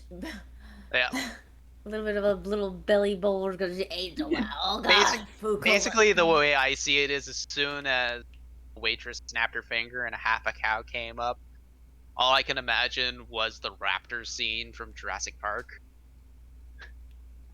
Mm-hmm. Yep. Yep. Uh-huh.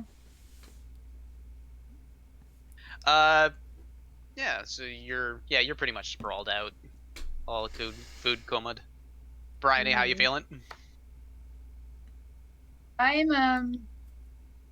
had a lot of food, but I'm doing okay. You're doing good. It gave me the protein and the energy to keep it going for a little longer. Because what time is it right now at night? Uh, Around this time, you're talking about 11 o'clock because Yeah. the fight had happened at around 9:30, and your guys wandering in throughout the town and talking to the mayor and everybody else.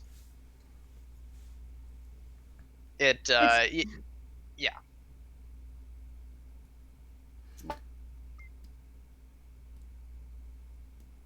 I'm not sure who What just was spoke, that? but I'm pretty sure it cut out. Oh, I That might have been me. I'm sorry. I mean, it's been a long day, but checking for more circles is kind of a priority over sleep at this point. Let's go check before we hit the hay. Okay. Oh, she's You gonna know, have like all those y'all. burps. If all y'all give me information, I can easily try and help you out. Please, come on back. We'll Very much drop by appreciated. on the way back to the guild and let you know if we find anything. Spleen Will do. slaps 7 gold on the table. It's so good. So how all y'all paying tonight? That's Well- for mine. I don't know how much this is. I thought, well, never mind. We can pay separately if everyone likes. Hey, I thought Hal was paying. I kind of figured you were gonna put it on the aristocrat over there. Oh shit! Really? Okay.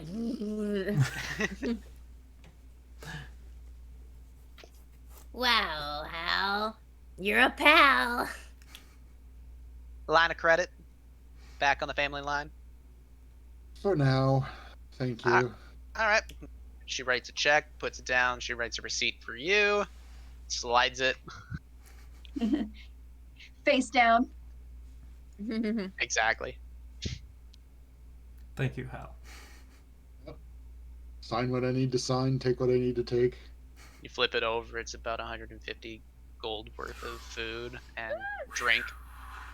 Oh man. Jesus. A lot more than we got the last time, but Yeah, well, A lot of that may have been the $300 or the 300-year-old whiskey. might have been. and the half cow. Half cow's easy to find around these parts, honey. Yeah, don't half a cow. Oh my god. Oh, Good night, everyone.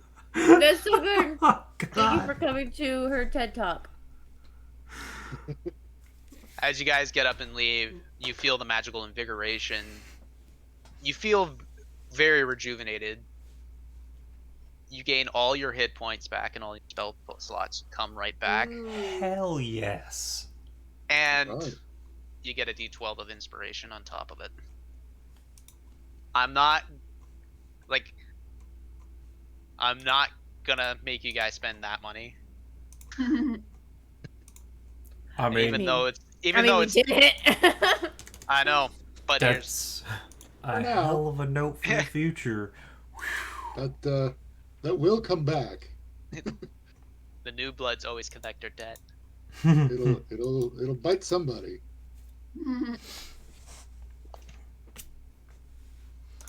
So that you guys are gonna head back to the festival grounds, Yes. Yes. See if we and you're can going directly there. You're not dilly dabbling. You're just immediately Just- flying. straight there. I will ask you, actually, DM, Mhm. since I have detect magic as a ritual, would the ritual be something that I could do on the way there, like walk and ritual? Why? I be walking ritual. Walk and recite. Like one of those I was sonar looking- scanners, like boop. I was I was looking through my eyes, and I saw them. You have to talk like him. It's a walk-in ritual. I mean, It's a walking ritual. I know. You need to not do that. That took me a second. Is the accent on Hal or Starion? I can't talk like him, but I Arian, yeah. Starion? Ah, so Halstarion. Anyway, I digress, and I'm gonna run this bit into the ground if I don't stop. Walking back, it's easy enough. You're not wasting any time, whatnot. You see that a lot of it's been cleaned up as you get back. It's been a couple hours, so like it's not perfect. And you see the guards and you see volunteers cleaning this place up. Is just a mishmash of different people. You don't see the guard commander, but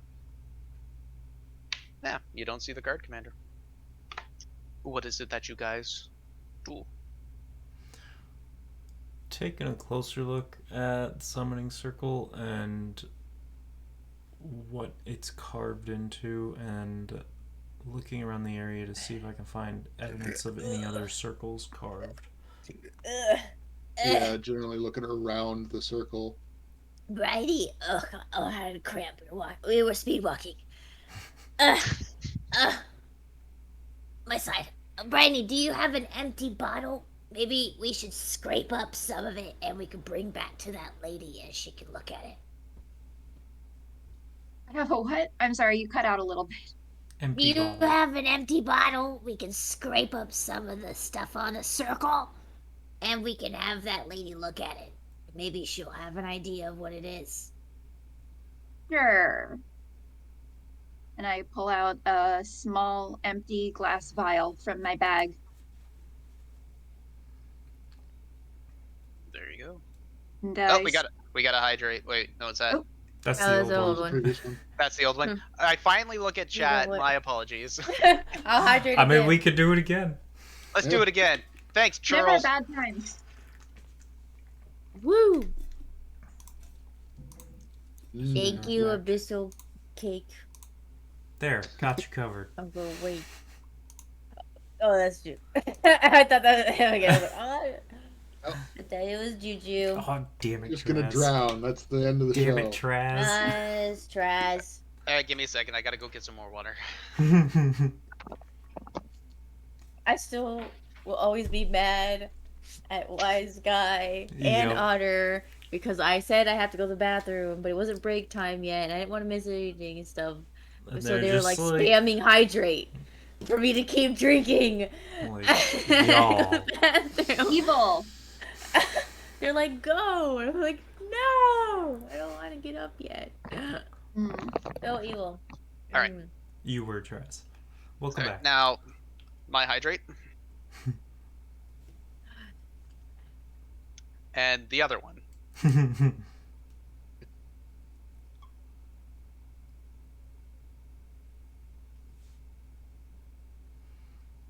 So my mind went completely blank there. Spleen and Bryony, what are you doing? I scoop up a little bit of the. Was that a burp? Yes, I'm so sorry. You're fine. That's what Spleen's doing. Spleen is burping. I scoop up a little bit of the magic infused dirt on the ground and put it in an empty vial and put it back into my bag. Okay. You do that. As you're picking up the dirt, you realize that it's just a layer of dirt on cobblestone.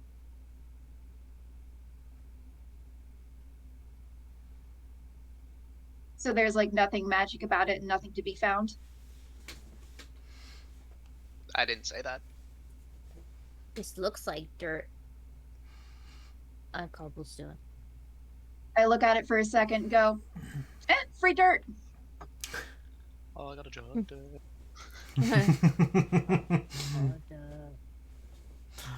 Guess what's inside it? So, Howard, I was just about to say Halsterian. I know. I hate that you guys have similar sounding. Yeah. Hey, How Spleen Briny? How you guys doing? You guys are searching for a summoning circle. You're Any other circles that might exist? any other circles or that might anything exist? that might still be glowing. Anything that's glowing. So you were doing the. We never actually concluded what the ritual detect magic. As you guys were walking there, I would say you'd be able to do it. It took you a little bit longer because you're moving. So, but it's not your first rodeo with doing a moving ritual. So you knew that it would take that long. So by the time you got there, it goes off. Alright. And so as you're looking around, you see a bunch of the torches are magically infused. So you kind of get the assumption, oh, they're Everburn. Fair enough. Other than that, you're not getting any serious magical hanging. Okay. So it's just your like random magical items here or there, your trinkets, the glowing group mates that have magical items on them. Right. Did we notice what Bryony noticed about the cobblestone? No. Okay. Unless Bryony specifically says so.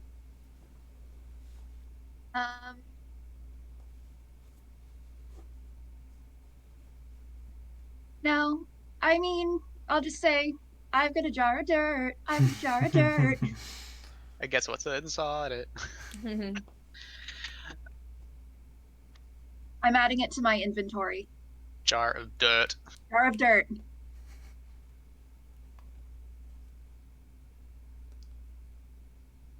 Yeah, well, there It'll doesn't seem to be anything magical about it.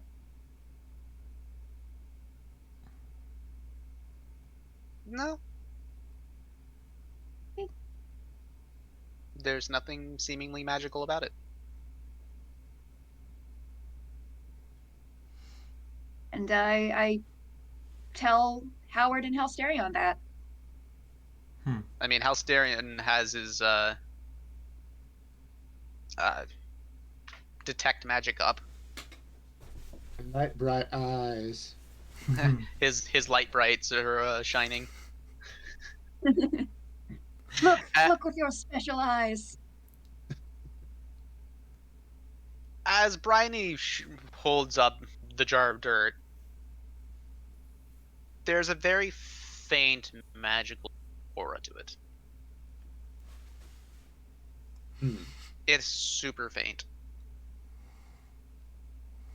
I'm going to see if I can trace it back to that dirt, see if there's any more of a pattern So on the Brian, cobblestone. so Bryony will take them back to where she got the dirt. Please and thank you. You go over to the cobblestone, the dirt area patch, and to the cobblestone. You notice that there's a distinct yellow line going in a direction, and you look, it's going in the other direction. It's like it's a line.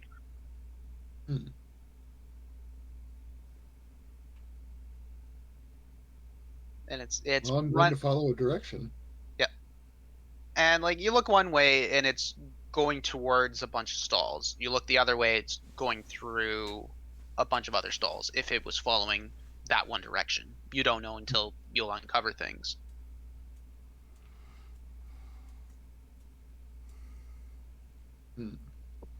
Is this line And I'm visible? relaying this information to them. Is this line visible to all of us, or only detect magic? No, it's visibly there. Oh, it is. Oh, okay. It is visibly. It's not just like ye with only the eyes of the magical. Ha ha ha ha. No, it's a visible painted yellow line. Painted or sulfur? That's what I'm gonna check. Let me sniff it. I was gonna If say I do the can- lick I test. will let them sniff Tell what it is made of. I go and sniff it. Scrape some up and You try and scrape it. It's not really coming up. Looks like it's like built into it. Steal the cobblestone. It's just Sorry, mine. wrong character.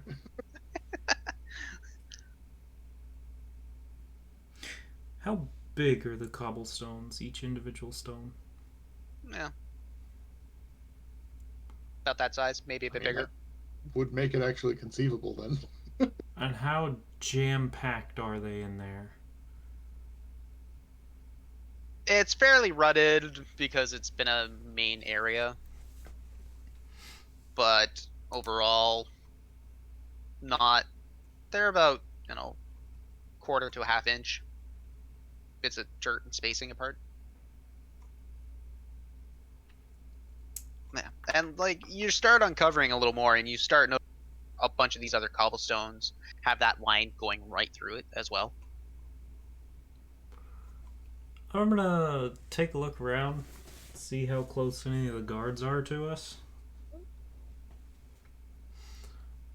You're looking around and they're just cleaning things up, redirecting people, shying away the looky-loos. You're lucky you got in because, well, you were visibly seen with the mayor and the guard commander, so... I'm gonna try and quietly cast Reduce on one of the stones with the line going through it. And yoink it, if I can.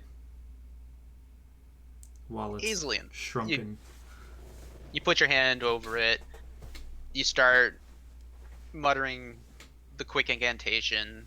It's super easy because it's usually like one or two words, but the mental ability to put it right through into your hands, it immediately shrinks. Stuff it in a bag, before the minute-long duration wears off and it returns to normal size. Put it in one of Bryony's vials. No. Well, see, now I just thought that would be actually a very effective grenade. My God. Well, I love it, but oh my God. yeah. I take out another empty vial. Hey. Something we'll That- test out thank you. another time. Maybe not I'm with just saying the we could take guards some. right Better to here. have it and not need it than need it and not have it. I can So you take take it. another one if we want. You take it. I mean, it's not really hard to be sneaky because this place is a giant chaotic mess. Mm-hmm. Let's take this with us. Let's see what we can find. Maybe she'll be able to give us an answer. Mm-hmm. Anyone else find anything useful?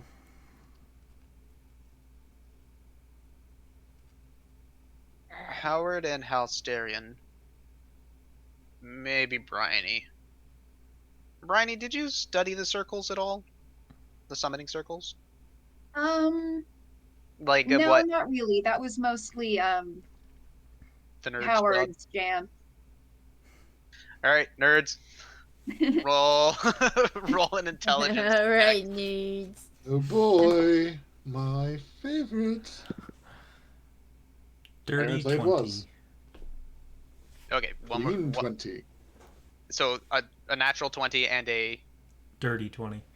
dirty 20. You pull up the stone, you see the other stones, like obviously this doesn't look too conspicuous all by itself, but you start thinking bigger.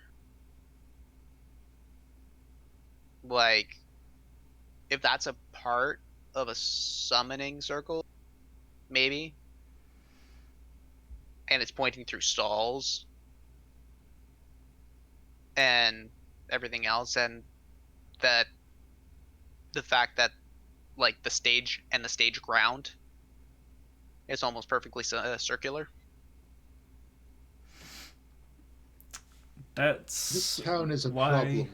Howard took the stone out of suspicion that it might be part of a large circle, and also partly to interrupt that circle. If it turned out to be one. Take a few more. I'm gonna cast reduce on 3 That more should be stones safe. at other spots and yoink them out. Or not 3, 2. 2 more stones.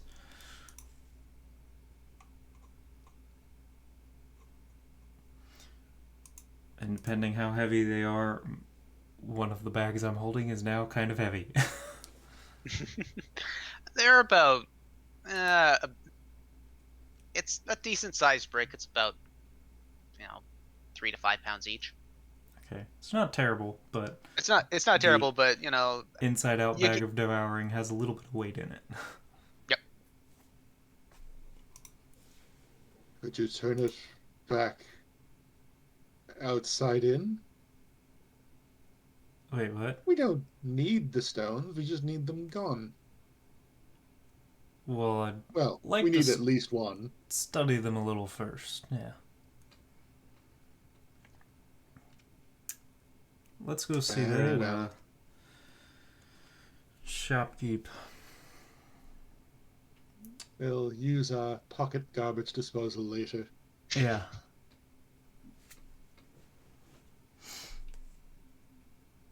all right. Onward. So Head onwards, back. you're heading back to the Elderflower. Mm-hmm. Yes. Cool. So another 40 minute walk goes by, and you head back in, knock on the side. She pops her head back out. Ah, so y'all back? Come on in. Well, we found a One of the clue. circles may have been a distraction or a test. What y'all mean? Gonna I'm pull out one worried of the the layout of stones. this town is a summoning circle. Or that there are circles built into the town. Hmm. This Well, let me just take. line on this stone is around quite a bit of area in that in the stage, creating another circle. Not sure what it's made of. I haven't identified it yet. But we pulled a few out just to interrupt it and hopefully make sure. And, That's a smart thing to do. hand one of the stones over to her, pull out another one, and start ritually casting Identify on it. See if he can get an inkling as to what material it is. Yeah. Just give me 1 second. Mm-hmm.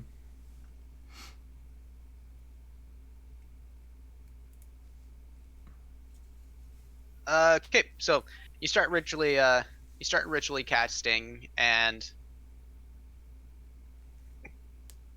the waitress puts her hand on you. Honey, no. Hmm? No, honey, don't worry about doing any of that stuff. Just do it. Do it naturally, like God meant to be. She's just asking you to cast it normally. I guess I can do that. And I'll cast it with a first level spell. See if anything comes out. That's much better. You have the powers to do it. If you're gonna keep wasting your time, worse things might happen. That's just a little insight. Anyway, let's take a look at this thing. As you do, it's just it looks like a normal cobblestone, really, but the line painted through it, you start trying to do a more heavy mental breakdown of what's going on and into it. It was specifically made. It looks like it was specifically cast with that line into it. And it looks like it's a heavy sulfur, like a very heavy alkaline metal running through it as well, although dusted. Into a dusted form, and it was like pressured into the cobblestone. Mm-hmm. So this was definitely pre-planned. And this is like, it's heavy summoning magics. This is also super expensive. Do we know Like, how recently the cobblestone was laid in that area? You guys, as a group, no. Okay. You guys have been around everywhere, and being a part of any that thing, you wouldn't know. And you ask the waitress, and she just says, I don't pay much attention to when people lay the cobblestone.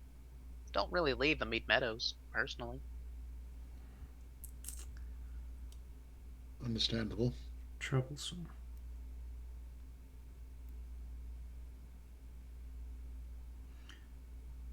How long could that have been there? How? It's seen a lot of travel. I'd say too long is certainly one of the factors.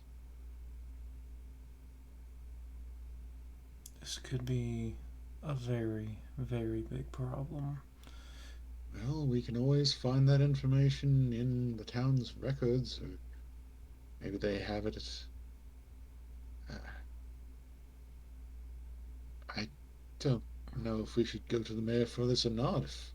If it's part of the town's setup. I worry that if this has been around for quite a while, whoever had this built when the area was constructed is in on it. We don't know how high this Or could maybe go. they're just a patsy? Possibly. But whoever laid the stones had to know what they were doing, otherwise they wouldn't have been laid in the right areas. Unless whoever gave them the plans specifically indicated that it needed to be designed that way. Maybe when we go to visit the mayor at town hall, we can get into some records of the town's history. I worry by then it might be too late. We could try, but if there are more circles like this around town, we've at least interrupted one of them. Yeah. Nah. We should totally disrespect our surroundings.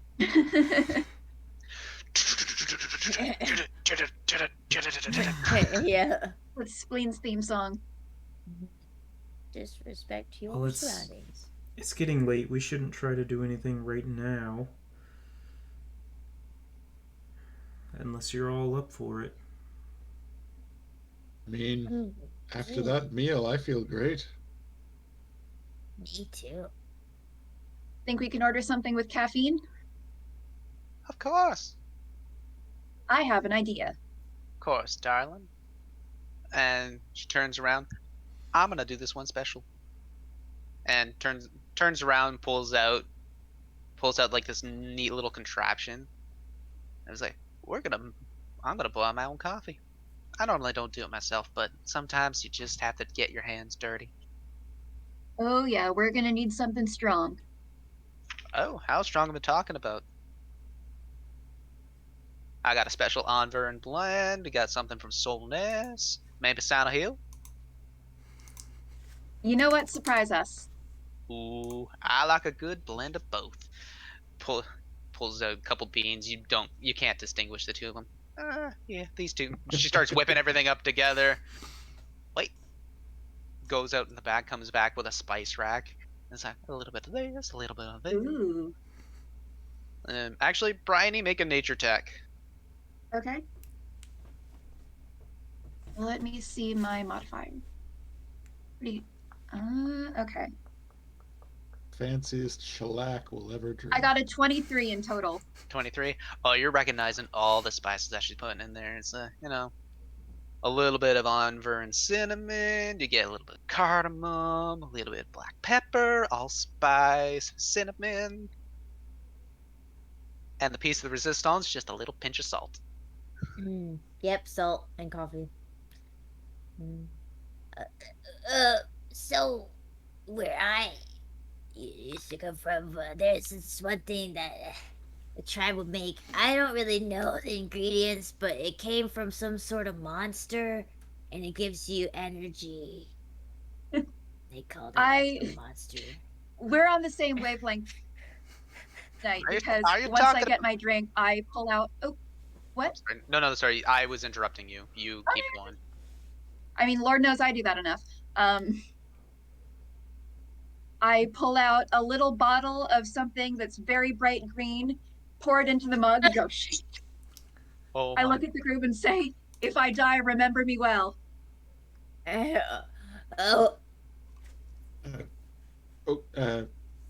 Rest in pieces. Very well. What did you put in there? What was yeah, what did you put in there? It's a D&D version of Monster Energy.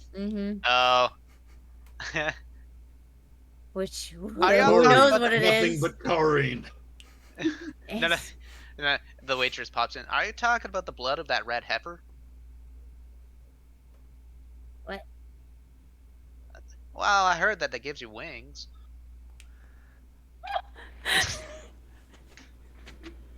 Y'all are killing me.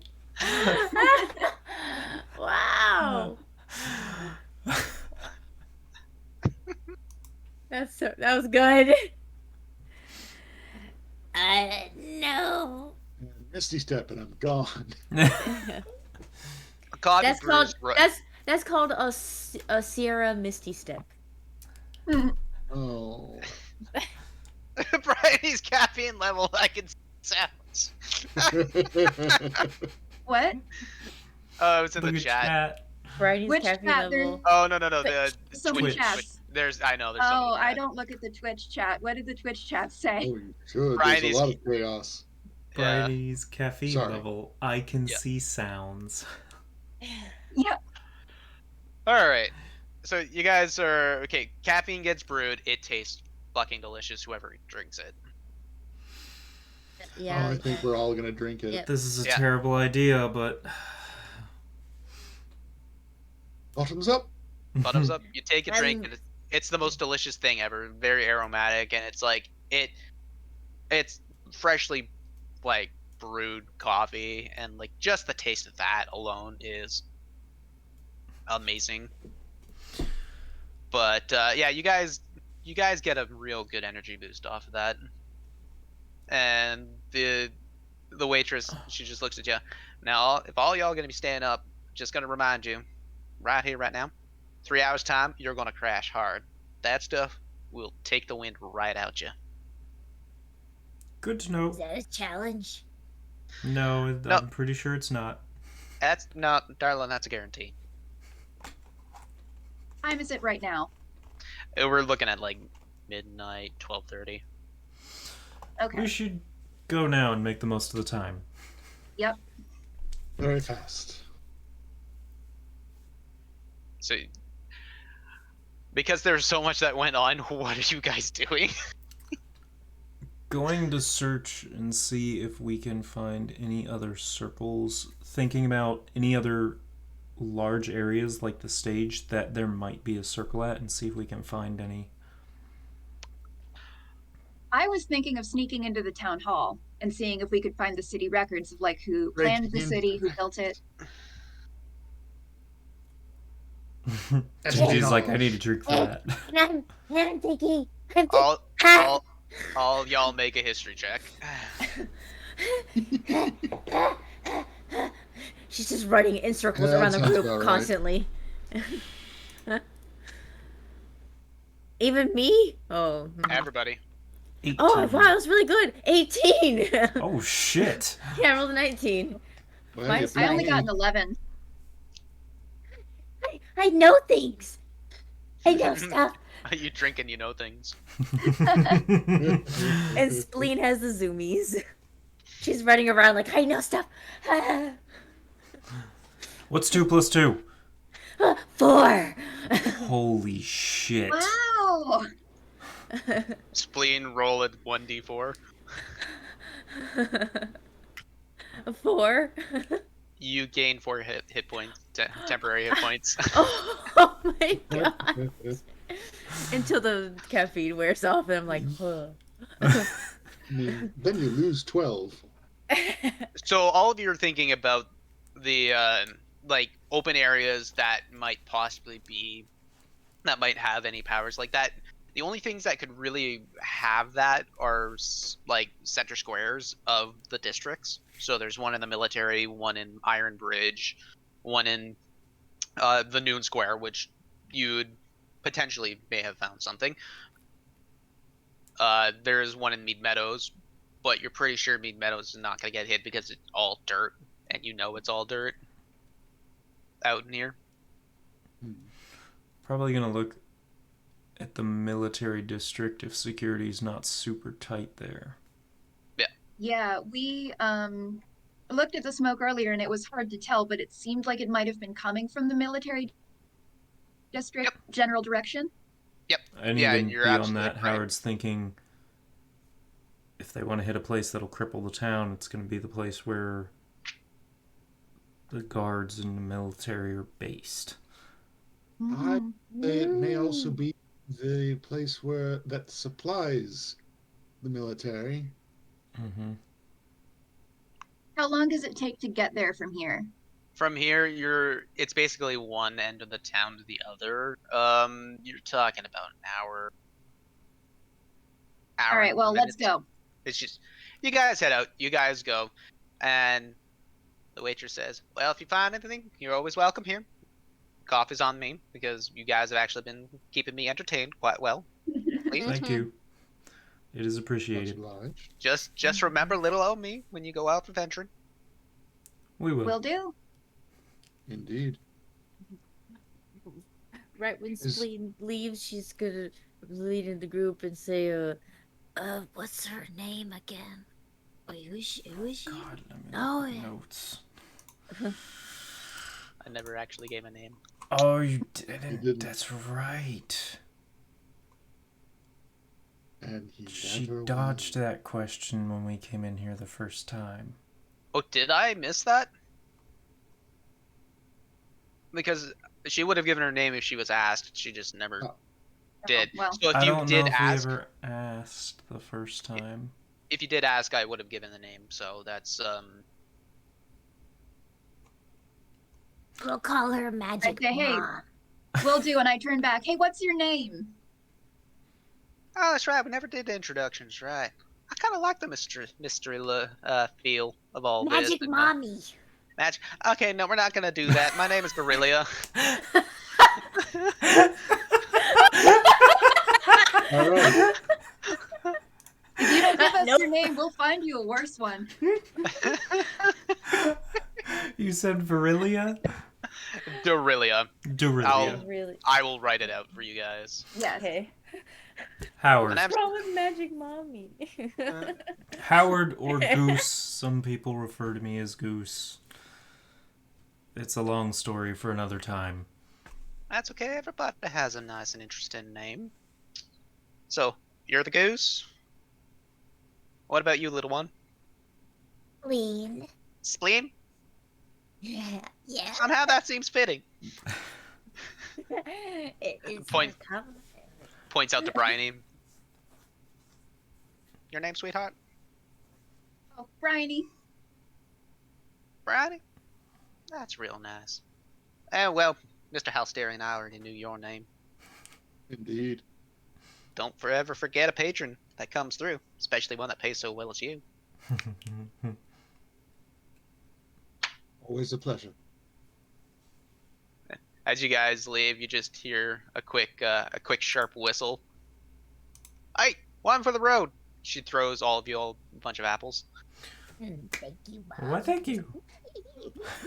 Thank you very much. Spleen gives her a wink.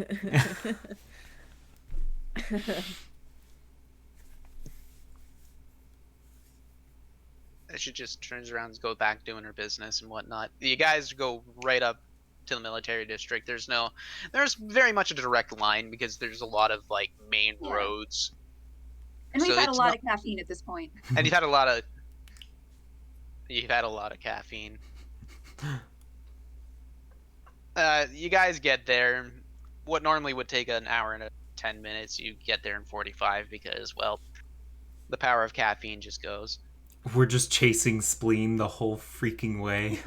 Yeah, spleen was one I'm speed. running- And it's spleen speed. I'm running on all fours. You're doing the Devilman run? Yeah. Oh no! I know exactly what you mean. Oh god. That's terrifying. And you guys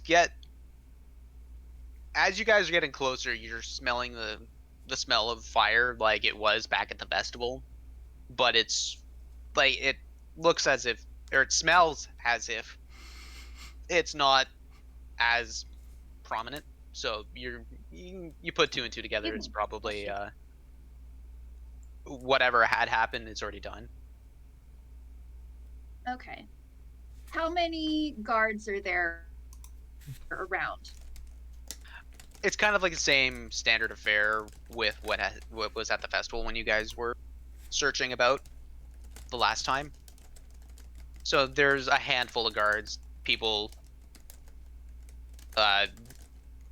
bunch of, I wouldn't say stalls because there's no festival stuff there. It's just what was there is burnt and kind of crispy, but you're seeing just the aftermath, people cleaning up. It's not, because it's not the festival grounds, it's not as heavily fortified or like heavily guarded. But there's still guards around that we maybe don't want to see us because I feel like we've kind of worn out our welcome. I'm not too worried about it until anyone says something to us. Collecting clues.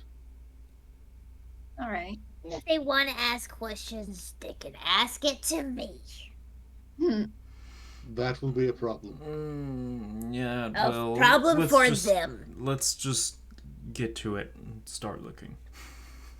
Okay. Indeed. Make an investigation check. I'll do that. I can do that a Oh, million no. times. I won't succeed, but I'll do it. 10. Am I also doing investigation? Yeah, everybody. Okay. Crap. I Oh, that was with my modifier, I got a 17 total. I got a 15. I'm putting this guy in jail. Oh, it's Aww. That's adorable. Well, no, it did roll a 20 earlier. I'll keep it out of jail. Right. All the others have been single digits, so I'm just not going to bother. Searching around, there's no immediate, like, you look at the cobblestones, you're not seeing an immediate summoning circle or anything like that. You look around at, because you start realizing that it's like it might be placement of objects as well. This is just like after hours of thinking on it, talking to other people, and you come to the realization that sometimes it's not about a line itself, but it's about a connection and circularness of everything. Like if stalls or buildings are placed in the right. Mm. Exactly. And all you need is, you won't need something as obvious. You start looking at what used to be a bunch of trees, and it looks like they were planted at certain particular spots. 3 in particular doing a triangle point. And like, this is all of you guys kind of talking together. I don't want to be like throwing the information at you, but I mean, this is, Yeah. We got to find out somehow. you got to find Yeah. out somehow. And like, Yeah. given that this is what you guys, well, Hal and Howard, this is what you kind of do. Mm. Like, you know of these things, but working together and talking to people, you kind of start to put connection points together. This So one looks mostly unusable after it's been burned away like this. Well, that's pleasant news, at least. The problem Well. is these can easily be repaired or replaced. All these circles can. We have to find who's behind this. We can't just try to prevent circles. It's not going to work.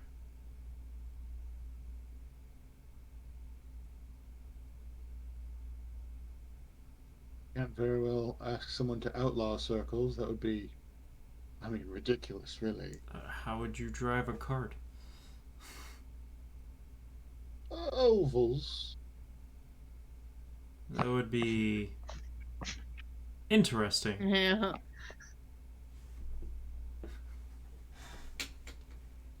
Yes. Just, Well, if we want to visit another district and see if we can find another circle, we can. We can take the knowledge that we have for the meeting tomorrow.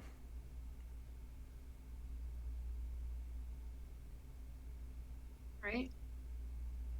Different district. yeah. the amount So of we time have about. I'm sorry. the amount of time that you guys spent here was about a half hour. Okay. Is there So another that- district on the way to... Actually, remind me, mean- which district is the guild in? The guild is in between Mead Meadows and the military district. So you guys technically walked by the guild. Okay. And Noon Square is like northeast of it. Here, let's go to the map.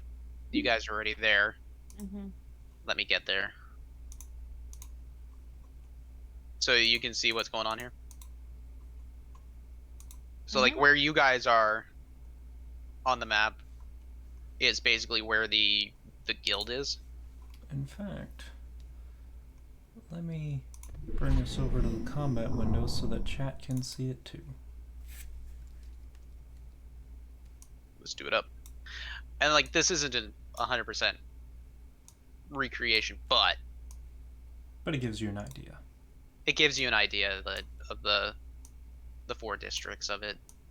Like Iron Bridge is pretty much holds up the north half. Noon Square takes up the big square and a good portion of the northeast. Mead Meadows is a giant chunk of the southeast, and the military plus. I see. Yeah. Okay. Yeah, and the military district holds the southwest into with the parliamentary buildings.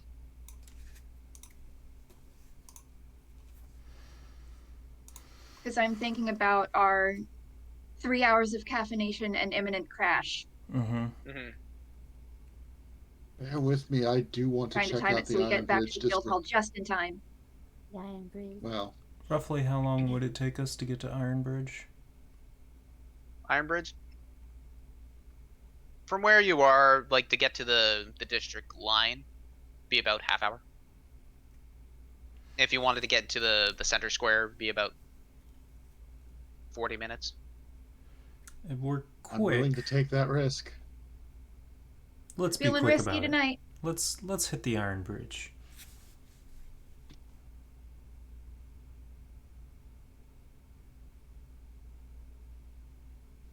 All right, you guys head out then. Yes. Yes. Right on. So, heading back into the direction of Iron Bridge, you walk right through. As soon as you do, the cobblestones start getting real nice and tight with buildings. It feels cramped. It's always felt cramped, and you always have that sooty feel because everything has that soot feel to it. Mm-hmm. And you walk right into the center. As you do, you immediately recognize the Brennor's forge. Mm-hmm. Because it's quite literally Brenner's Forge. It's right on the middle. It's right in the square. Not in the square, but it's one of the major buildings right off the square. And I'd say make another investigation check, but let's just be honest, you guys are gonna anyway. Because now you know what you're looking for. You're looking for any sort of like. You look around, and you see about 5 different statues pointed around in a perfect pentagonal, like in a perfect. There are words here. I'm really sorry. Jeez. You're fine. He's been a real week. In a pentagonal formation.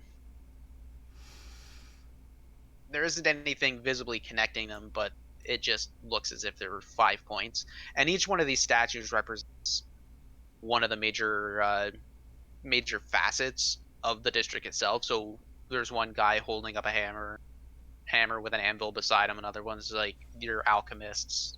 One representing the carpenters. One's like weapons manufacturing itself, and then the other ones are like leather workers and all the other small craft trades. I have been noting where each of these are and the patterns at each location. Yeah. Exactly.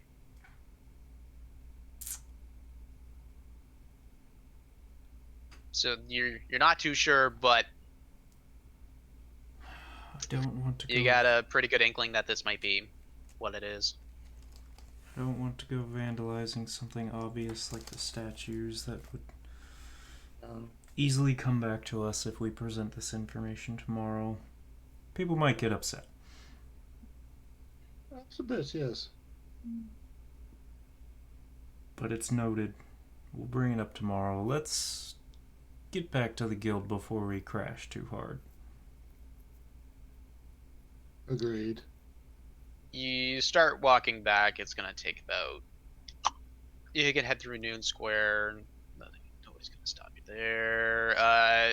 It'll be about 45 minutes to get back to guild office. Crashing right as we get there. I was thinking about it. And I'm like, how does the timing work on that one? Because I actually haven't been paying attention to it. I mean, it's close to 3 hours, give us but 50 it's not going to be to 30. guaranteed close. 3 hours on the dot either. Yeah.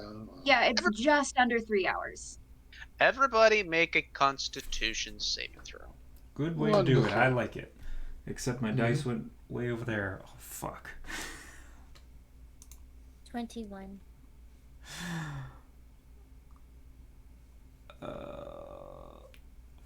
4. Howard doesn't Well, drink 18. coffee. So he crashes real hard. You get an 18. 21, 18. Hal Starion? 12. 12. Right on. You guys are walking back and you're making a pretty good pace of it. You make it about 50 feet from the door. Howard, you feel the crash. Oh. And you feel it hard. You're gonna take 2 levels of exhaustion. Ooh.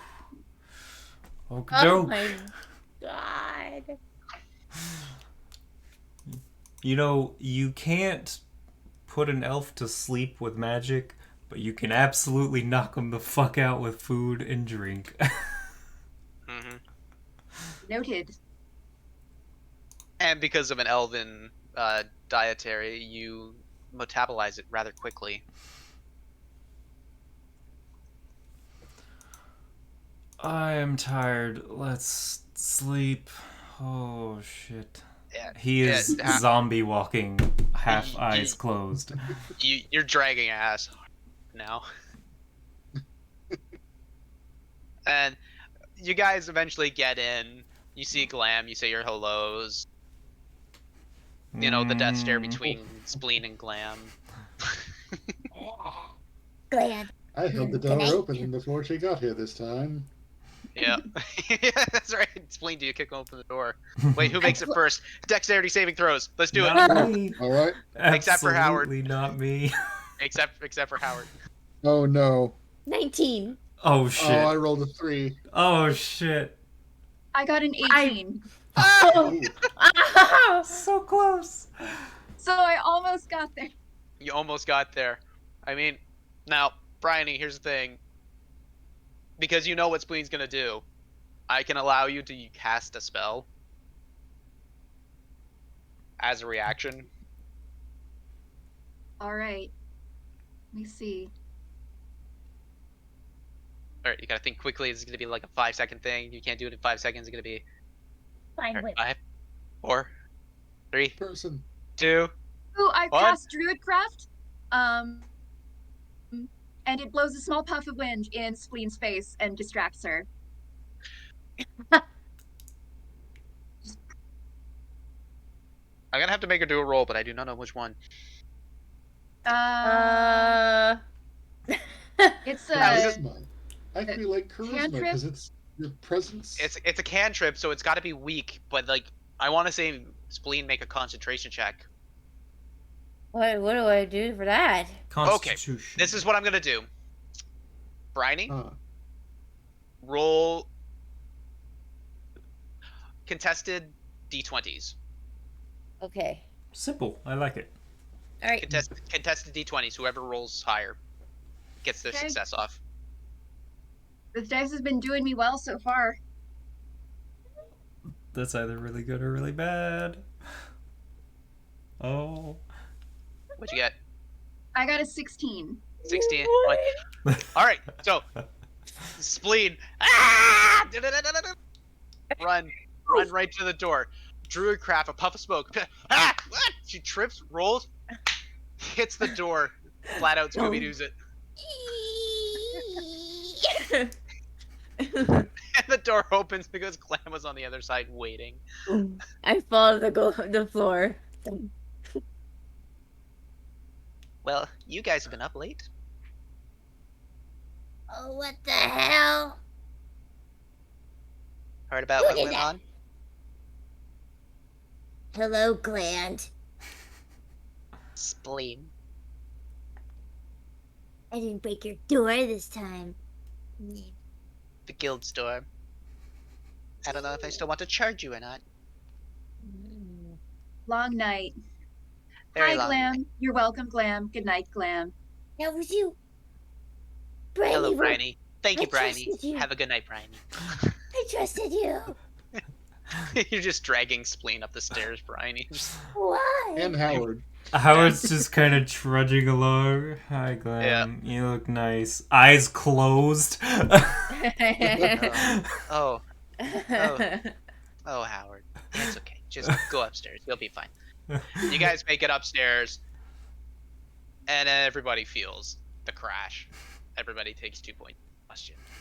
Mm.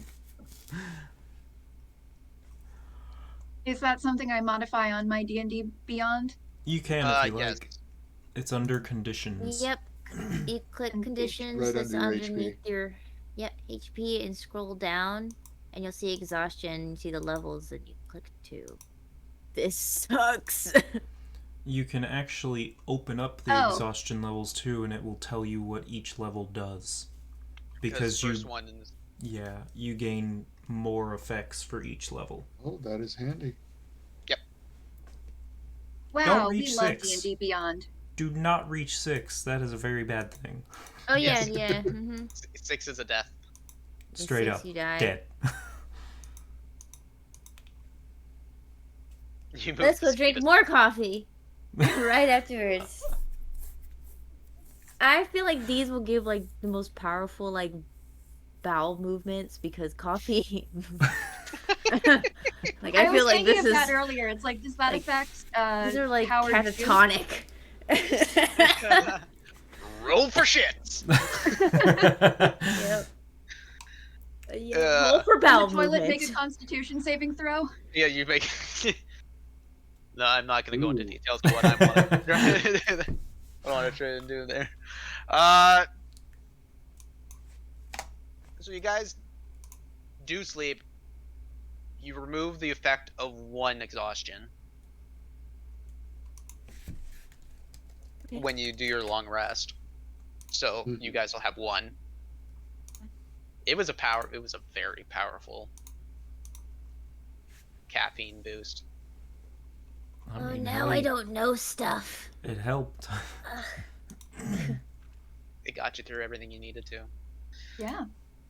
You wake up and it's a beautiful sunny day. It's as if nothing has happened. You do still smell like smoke in the air a bit, but it's not like what it was when you first went out to deal with this nonsense to begin with. But I said downstairs, Glam is putting out the continental breakfast like she always does. She's talking to the Brandish Bards. They're back. They were talking to the mayor as well.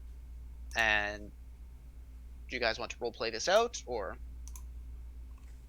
All I'll say is I'll take a muffin and actually make it taste like meat, just not smell like meat. Spleen is going to like if it's a bench seat, she's just going to like straddle it and like lay on it like on her belly and just have her arms and legs dangle and just lay there on. Yeah. How do you make it taste like meat? Does prestidigitation do taste as well? It does. Well, there you go. Just don't ever tell Spleen.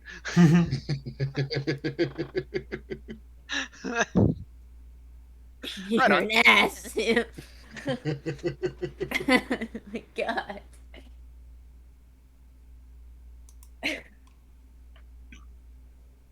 All right, so you guys are sitting down enjoying the breakfast then? Yes. Brecon comes right over to you guys. So you guys had yourself a very long night. How'd you guys come in? Did you? Yes, it was informative.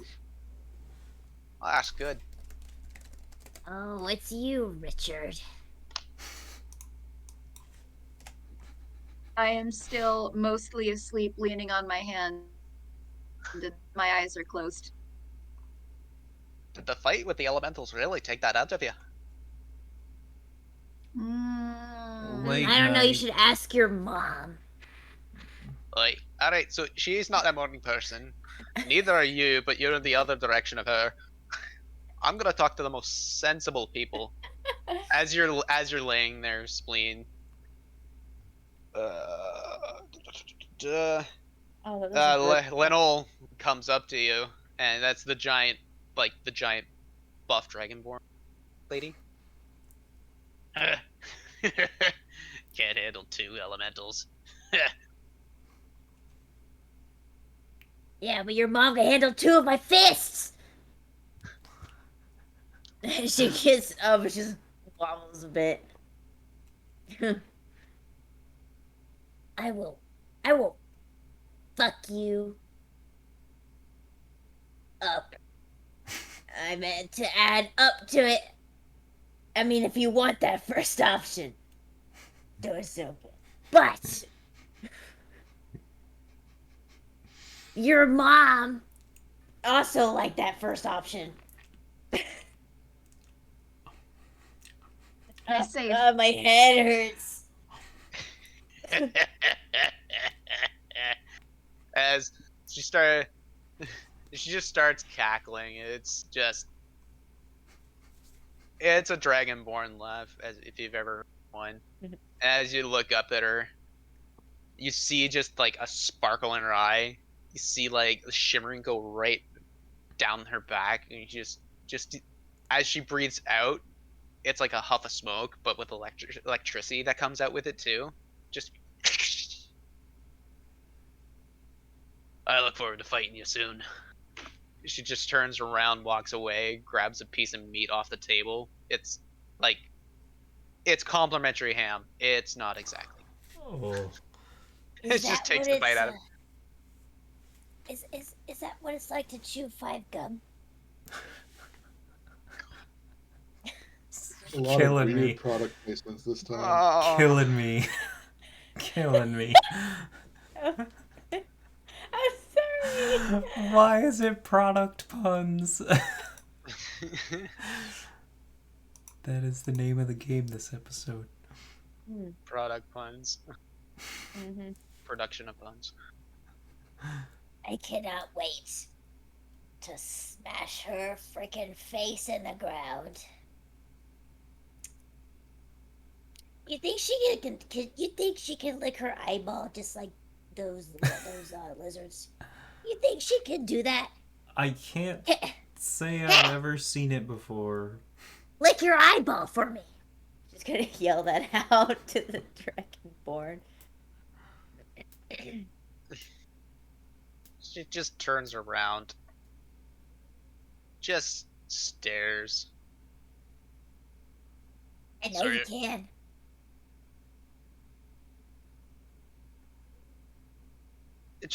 She just shakes her head.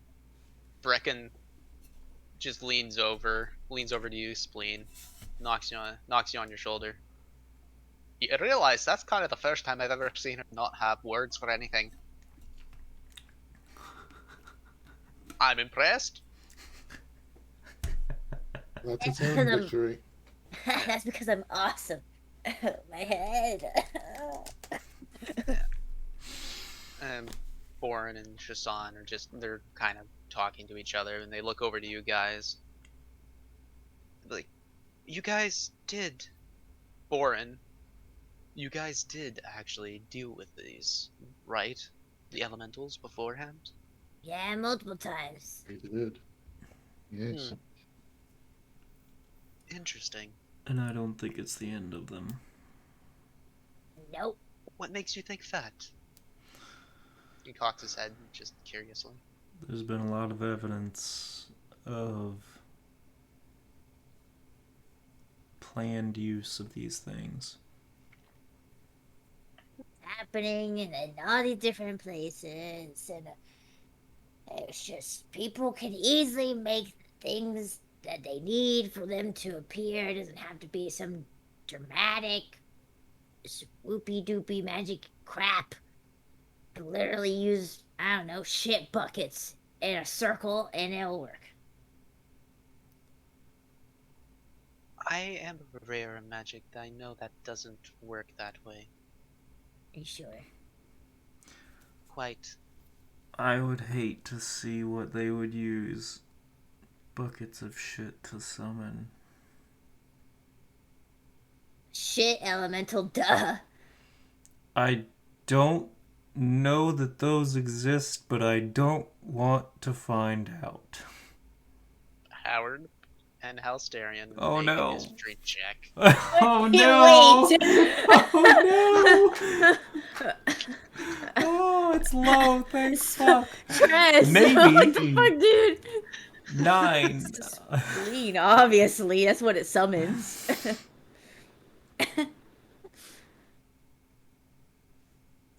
Oh, how?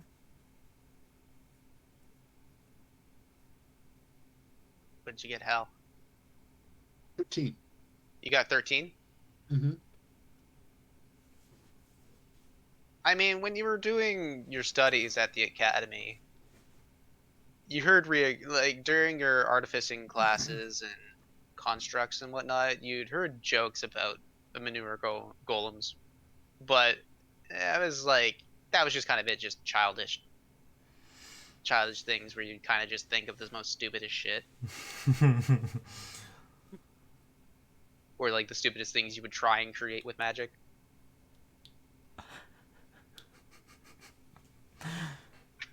Sounds horrible. Yes. Just Horrible shaking memories. that image out of my head. Nope. You suddenly got reminded of that. Nope. I refuse to acknowledge that might be a thing. Nope. Well, anyway, we're all going to be heading to the mayor's. Are you going to be there? Yes, we're leaving momentarily. Oh, yeah, that's today. Well, we're all going together, and Shazan puts her hand on his chest. Well, we would like to have you guys with us, but we have to do a couple errands beforehand. But we will see you guys there. Yeah. Perfect. Thank you for dealing with those lesser elementals. We wouldn't have been able to do anything afterwards. We were quite spent. We were going to help with the big one, but once we finished with the small ones, it seemed that you and everyone else had taken down the big one.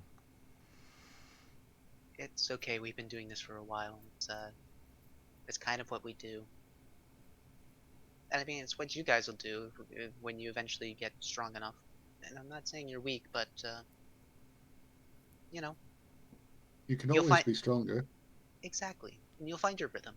We've been, like I said, we've been doing this for a while together. We know each other's, well, rhythms. Experience makes a difference. Most sounds times, dirty. I'm not sure about her. What? I don't know if she needs experience. I'm experienced in a lot of things. In reality, Shashan, like this human female, and she puts her hands to her lips, like these nice, perfect, like, pouty lips. I would love to see her and Lenel fight together. That would be an experience to watch. Oh, would you? You like to watch? I don't like listening to you, though. You get Then used to gag it. me. Or you do that. Bridie, don't get the sleep smell thingy out. Don't do that. I don't think she's awake enough for it. We should drag her Oh, along, yeah. though. Oh, my gosh, she's out. No. All right, Oh, somebody Where- get an ink pen. we're heading out. You guys have yourself a good time. We'll see you there. Reckon. Yep. Hey, yeah, right. We'll see you. So, I need to go grab something for my room, and then I'll be ready to go. How about the rest of you? As ready as I will be. I'm awake, so I'm ready. What? Bryony smacks her head off the table. Boom. Oh my god. I can imagine her with like a bird's nest. You guys, so you guys head out then. Sure. You walk out the door, and it is as beautiful as a day could ever be. Bright blue skies, the birds are chirping. It still smells smoky, but it's not terrible. And so you guys start heading towards. You're still kind of dragging ass because of the point of exhaustion. But you guys got time to get to the military district and out to the castle. Is that where you're directly heading, or are you gonna stop for food along the way? Like, I'm good with what we ate at the guild. Mm-hmm. Not the best, The but guild it's at least provided filling. adequate sustenance. mm-hmm.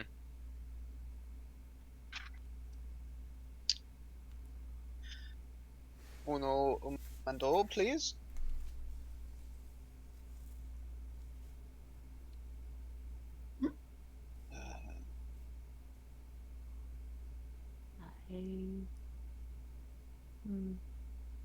I needed to make a note. Thank you. You guys are winding through the military district. It's very orderly and very, like, as if it were a barracks. Or very, like, rigid and regimented. So every cobblestone has its place, every house has its spot. And it's exactly where it needed to be. You're walking through, and you reach the outer gates of what was the castle. And it's just, a 20-foot high, just solid stone structure. Gate with the buttresses and like a portcullis right over top of it. It's a sight to see. You guys have seen it before, whether it's been going through or whatnot. It's very easily spotted if you're coming in from the south side. Like, you can see it from Mead Meadows, you can see it coming in from the east side or the west side of the military district, and it's up slightly on a hill. But you see the castle, and it's still a good 100 meters away. So this was a very well defended spot. As you guys are walking up, you're seeing all these people crowded and whatnot, people wanting to ask the mayor or doing their official businesses, like through the differences of the actual like political system. So you got your people like commerce or agricultural dealings. Everybody who has official business with the parliament comes into this spot. You see a line, and obviously you're not going to go wait. You go right up to the security gate. You show your ring, and you walk right on through. Sorry, if you guys want to roleplay this, you just please cut me off. I don't want to. That's what I do. Yeah, same. Yeah, I'm still a little bit of a zombie walking. I'm waking up as I go along, but I'm still just kind of. And yeah, you're just doing exactly that, zombieing along. But you're passing all these gardens through this 100-meter stretch. It's going up, and there's about 3 sets of stairs. But all these gardens are just absolutely lavish, being consistently tended to. You're seeing, as Brian, if you're taking a close look, you're looking and you're seeing some people just like manipulate the flowers a little bit, and pulling a stem here and then like snipping, or like doing a little bit of growth here and a little bit of wilting here, just to kind of keep everything more orderly. Takes me up. Yeah. It's very much like it's using Druidcraft to like Garden. bonsai tree it really. Ooh. I see if I can sneak over and take a little bit of leaf cuttings from a few of the plants that look interesting to me. If you're taking the leaf cuttings, it's you walk up, no problem. There's just you see the leaf cuttings on the ground. You take you walk up to a bunch of red flowers with yellow tips on them and a nice violet center. And so you go and like you smell it. It smells very fragrant. Like you pick up one of the petals or the leaves. Um, well, if I want cuttings, it would probably have to be like part of the stem as well. But we Mm, can say petals too. yeah, and there's a couple petals on it. There's a couple leaves. Like it's the middle of the summer. It's been kind of hot, and so they as much as you can water a flower, sometimes they just don't do well in the sun. You easily pick one. You pick a wilted petal off the ground and a leaf of corresponding to that plant. You hold it in your palm. You do with it as you will. And I roll for I guess in would it be investigation or nature, do you think? What are you trying to do? I don't know, just inspect it, see what flower it is, what I can do with it. That would be a nature check then. Roll for nature.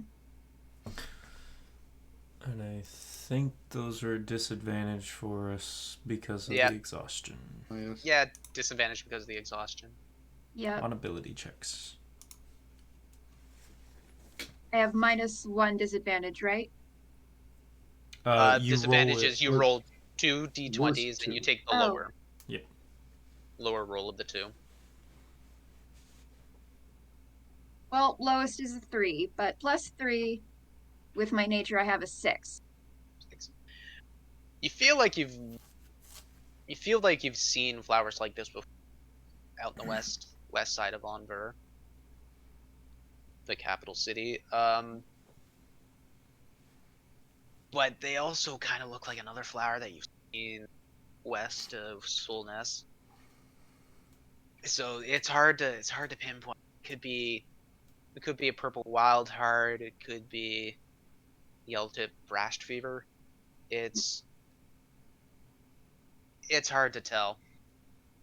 But you feel like you've got a general selection. You might need to consult uh, an herbalist's book or like a fauna catalog, flora, sorry, catalog. Well, I take a few of the cuttings and also a few of the petals and press them between something in my bag. Cool. Right on. Eventually, you guys make it to the secondary gate and what looks to be the entrance of the castle. As you do, you notice there's a bunch of academy mages and a bunch of academy mages waiting outside because it looks like they're a part of the same deal. They're getting called upon. As you do, Alsterian. Hmm.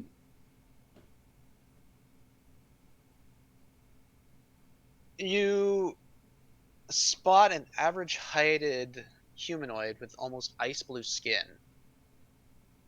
with whiter eyes to match with his academy lightwear. His basic tunic with some embroidery that sheens with a light green shimmer.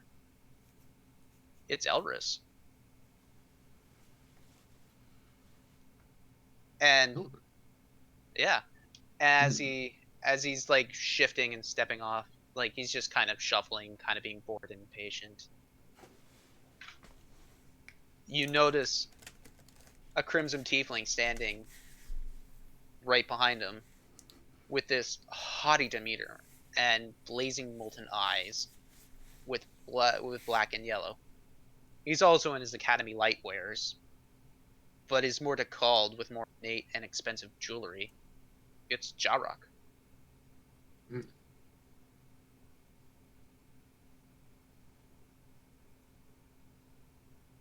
It doesn't look like they've seen you.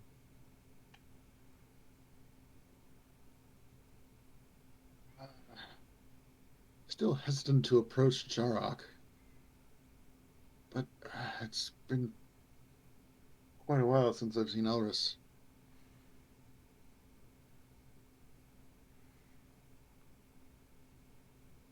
What? I'll approach.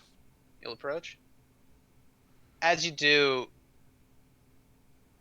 it's Jarok who actually spots you for does like a shoulder hit. A shoulder hit to Elris. Elris turns around. His eyes immediately brighten right up. And he just comes up to you. Halsterian! My friend! How are you doing? Doing well as can be.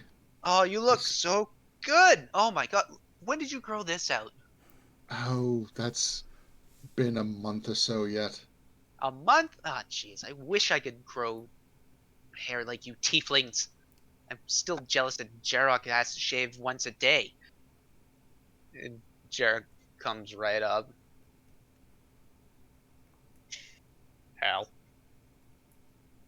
There. I still see you haven't burned in hell. Yet. It's only a matter of time. There's a lot of burning going on around here anyway. I assume you are lightly aware of the situation. Yeah. We've been given the lead on this one. The lead. Mm-hmm. Since we last met, I've actually worked my way up. I'm not an archivist anymore. I'm leading troops and whatnot. Well, the troops. He points out to the back, and it's just a bunch of it's a bunch of young mages.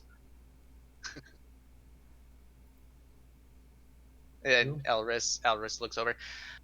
Technically, we're the chaperones, but let's just be honest, it's still kind of cool to get out of the academy. Yes, that was always a breath of fresh air. Yeah. Speaking of, have you heard any of the news from the academies lately? What in particular? There have been more there have been more mages going missing, more young ones. No. Yeah, we assigned a two-person system to make sure that nobody could go away, but you know, nobody likes being in the bathroom together sometimes, and and then there's also personal times, you know. Jarok The buddy just system is not foolproof, no. yeah, Jarok just looks at Elris. Do you mind? It's scaring a lot of people off coming into the academy. We thought it would just end with NC, but apparently not. Well, you can't blame me for the rest of them now, can you? I will certainly try. Charming. And Elris just looks back and forth. Hey. We're here on official business. You have, he just points at Jarok. You have to be on your best behavior. I know you're still pissed off, but you know what? We got to be professional about this. Besides, if we fuck this up, Attenua Cobalt's gonna have our asses. And Jarok just stares daggers at him, stares daggers at you, Halsterian. Fine. So be it. Where are we compared to them? You guys, where are you guys? Did you guys come up, or did you just, you stay back knowing that this is a more personal thing? I am still looking at the plans, but I'm within earshot. Roger that. Yeah. Howard? I know I'm familiar with Elris. Do I know Jarok at all? You know the both of them. They're all the same age as so you I would say grew up with them, but you watched them grow into their. You chaperoned us. You were the chaperone. You were the. I forgot about that. Elris, Jarok and Elris are just so intense with each other. Elris looks over. Goose? Yes. Goose! He's super excitable. He's Oh, running right over. all right. He basically tackle hugs you. Look at you! Wow, you've put on a little bit of weight. I never thought that was possible. I had to. This little ball of that little ball of chaos is hell. He's sitting crisscross applesauce in the middle of the walkway, just watching this whole thing, eating like turkey. Where did you find yourself a goblin? They're kind of rare around here. I don't know if it's that I found a goblin or she found us. Her ear twitches at that and smiles. Hi. She's looking at me. She's looking at me. She's looking at me. Just avoid eye contact for the love of sanity. She gets up and she's making her way over to Elris. Oh shit. Who's this donut? Official Academy business. We need to have a talk. I'm going to talk with Halsterian. I want you to leave me alone, please, and thank you. And he's obviously visibly disturbed by this. Guys! He likes me. Anyway, sorry. No, you're fine. Elris walks back. Okay, so sorry. Beautiful marshmallows always, Elris. I just like people. What can I say? Spleen's still coming over. Jarog notices this, stares daggers, points. Official Academy business. That's not gonna stop her. You should retract that finger or she might bite it off. I was watching. Make a wisdom saving throw. Oh. What is that number? Well, 5. You immediately freeze in spot. Do I recognize what he's doing? You recognize it as a hold person spell. What did I say? Jarok. He's just like his molten yellow eyes are just staring. Don't make me spank you again like when you were little. Let her go. Just the visible disgust, the hatred, everything. No need Turns for around- us to cause confrontation here. Turns We're all around, here for walks the same away. goal. Yeah, he turns around, walks away. We're having this talk inside anyway. Let's just go. And he starts signaling the kids. Well, kids. The more younger attenuates to follow through the young archivists, scribs. And with that, we're gonna call it an evening. Okay, but I have to ask before we finish. Yep. Did I actually do that to him, or was that just fucking with him? I mean, young aristocrat tieflings.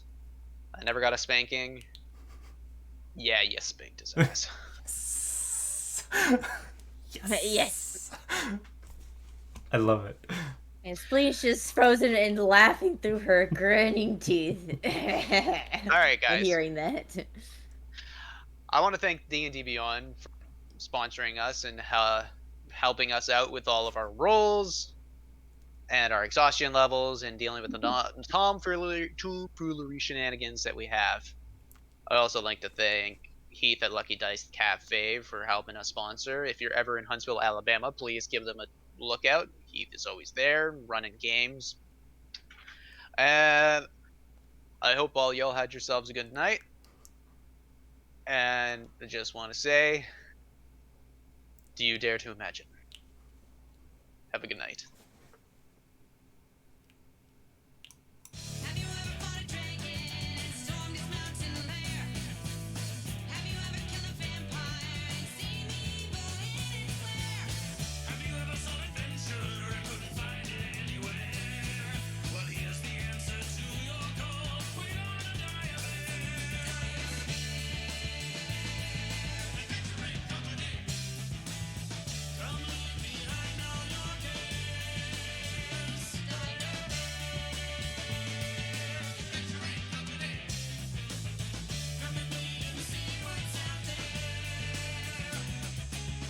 If you wanna be a hero or a demon in disguise, if you wanna steal a spaceship and sail across the endless skies, if you wanna live a story and you're down to have some fun, come on and join the Dire Bears. There's a game for everyone. Adventuring Company. Come leave behind all your cares. Adventuring Company. Come with me and see what's out there.